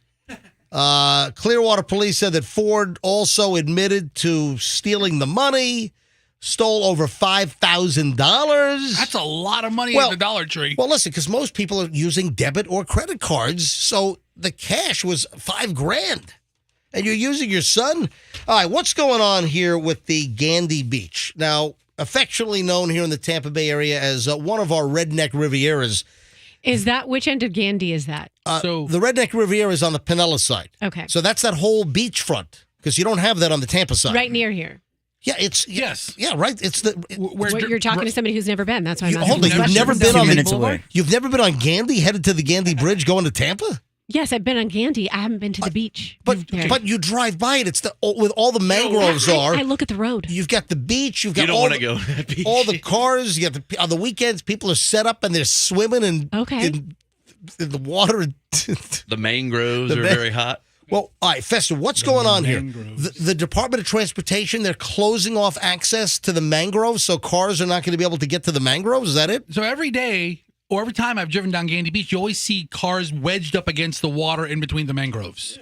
You know, the mangroves where the I've seen the mangroves tide and the come in. mangroves. I've seen people's cars like almost Yes. underwater when the tide comes in because the boneheads leave their cars and I don't know where they go. So to protect the mangroves, they've put up like 5-foot telephone poles every 8 feet or something, or Right. 5 feet, so the cars can no longer access them. Wow. People can still get to them, but they're protected from the vehicles to help the mangroves grow back. Well, that's a big change after Don't a lot of decades. sex acts happen there? Well, that's been another one of the things. The Yes. the mangroves have been sort of a meetup spot. That's why I said Yeah. the poem. The man goes to where the man grows in the mangroves. I don't a know. lot Never of heard that snakes. before? There are a lot of snakes there. You have to be careful. I don't know. Oh, gee. I don't Trouser know. snake. I don't know what you. All right, Fester, knock it off. Dude, it's the mangroves off Gandy Beach. Everybody knows what happens All there. right, knock it off, will you, please?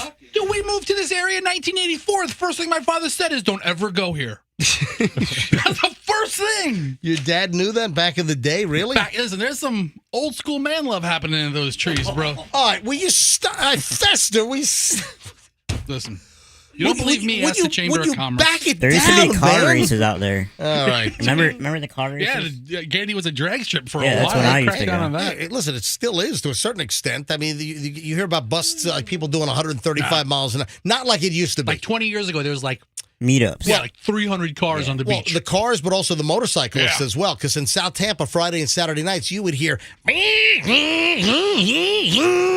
I mean, loud as can be, like it was in your driveway. So, hey, Wade. Hello. Wade is the owner of Two College Brothers in the MJ Morning Show studio. Great to have you in. Thank you. I'm glad to be here. First of all, from the bottom of my heart, thank you for being a believer in the MJ Morning Show and our advertising prowess. And I guess you've just renewed your deal, or you've added to your... Yeah, we've been getting a lot of great response from it. Obviously, your listener base is growing on a daily basis, and we're doing the home show this weekend. And yeah, we want to continue to work with you all. So it's been great. It is great to have you in. And listen, I endorse Two College Brothers. You know, you got the others, then you got Two College Brothers. And if you're looking for a great moving company, and listen, we had conversations before you came on board and I started endorsing your company. You know, I have heard about and have known people that have been scammed by moving companies. And Florida's a rough spot. You got a lot of these scam artists out there, and they will give you a quote that's too low, and then they'll try to hijack you at the other end, and they won't unload the truck. And that's terrible behavior. And, when you deal with two college brothers, you're just going to get a solid experience. You'll give an estimate. You'll stick by your estimate. You've got flat rate pricing. So none of the games. So it's great having you as a sponsor on the program. I appreciate it. Yeah, thank you. And that's exactly why we got into this business. My parents have moved an ungodly amount of times throughout my childhood, and I think that's ultimately what set it up for it. So, we just want to do business the right way. We're in business to do business right, and we want to help out any listeners that we can. Well, appreciate you having you on board. One of our great sponsors, Wade from twocollegebrothers.com, twocollegebrothers.com, if you need any kind of moving help. Oh, and if you mention me, MJ, you'll drop off free moving boxes, at their door. Yep, no cost at all, not even for the delivery, and we'll even throw in a free month of storage if they need it. And you serve the whole Bay Area. It doesn't matter where you live. We'll go anywhere in the country. Yeah. So, we're based out of Tampa Bay here. Right. We also have another location in Gainesville. We're actively trying to sell some franchises too. We've got a few interested franchise buyers to buy up some more territories, and we go anywhere in the country. And listen, I also think it's a great testament that the advertising works. So if any businesses want me to endorse your company, get a hold of me, MJ at MJMorningshow.com. MJ at MJMorningshow.com. Thank you, Wade. Thanks for coming in. Thank you. We'll see you at the home show this weekend. I'm glad you offered your entrepreneur experience for your endorsement experience. Yeah. Froggy wants to talk to you about tube socks on a roll. All right. We want to get you on. All right, guys, we got to shut things down. We didn't get to our stadium fun. Yeah, we'll do that. We got to do that tomorrow. I got a lot of stuff we didn't get to. It's just been a jammed up Wednesday. So the Thursday show's already rocking, and it's not even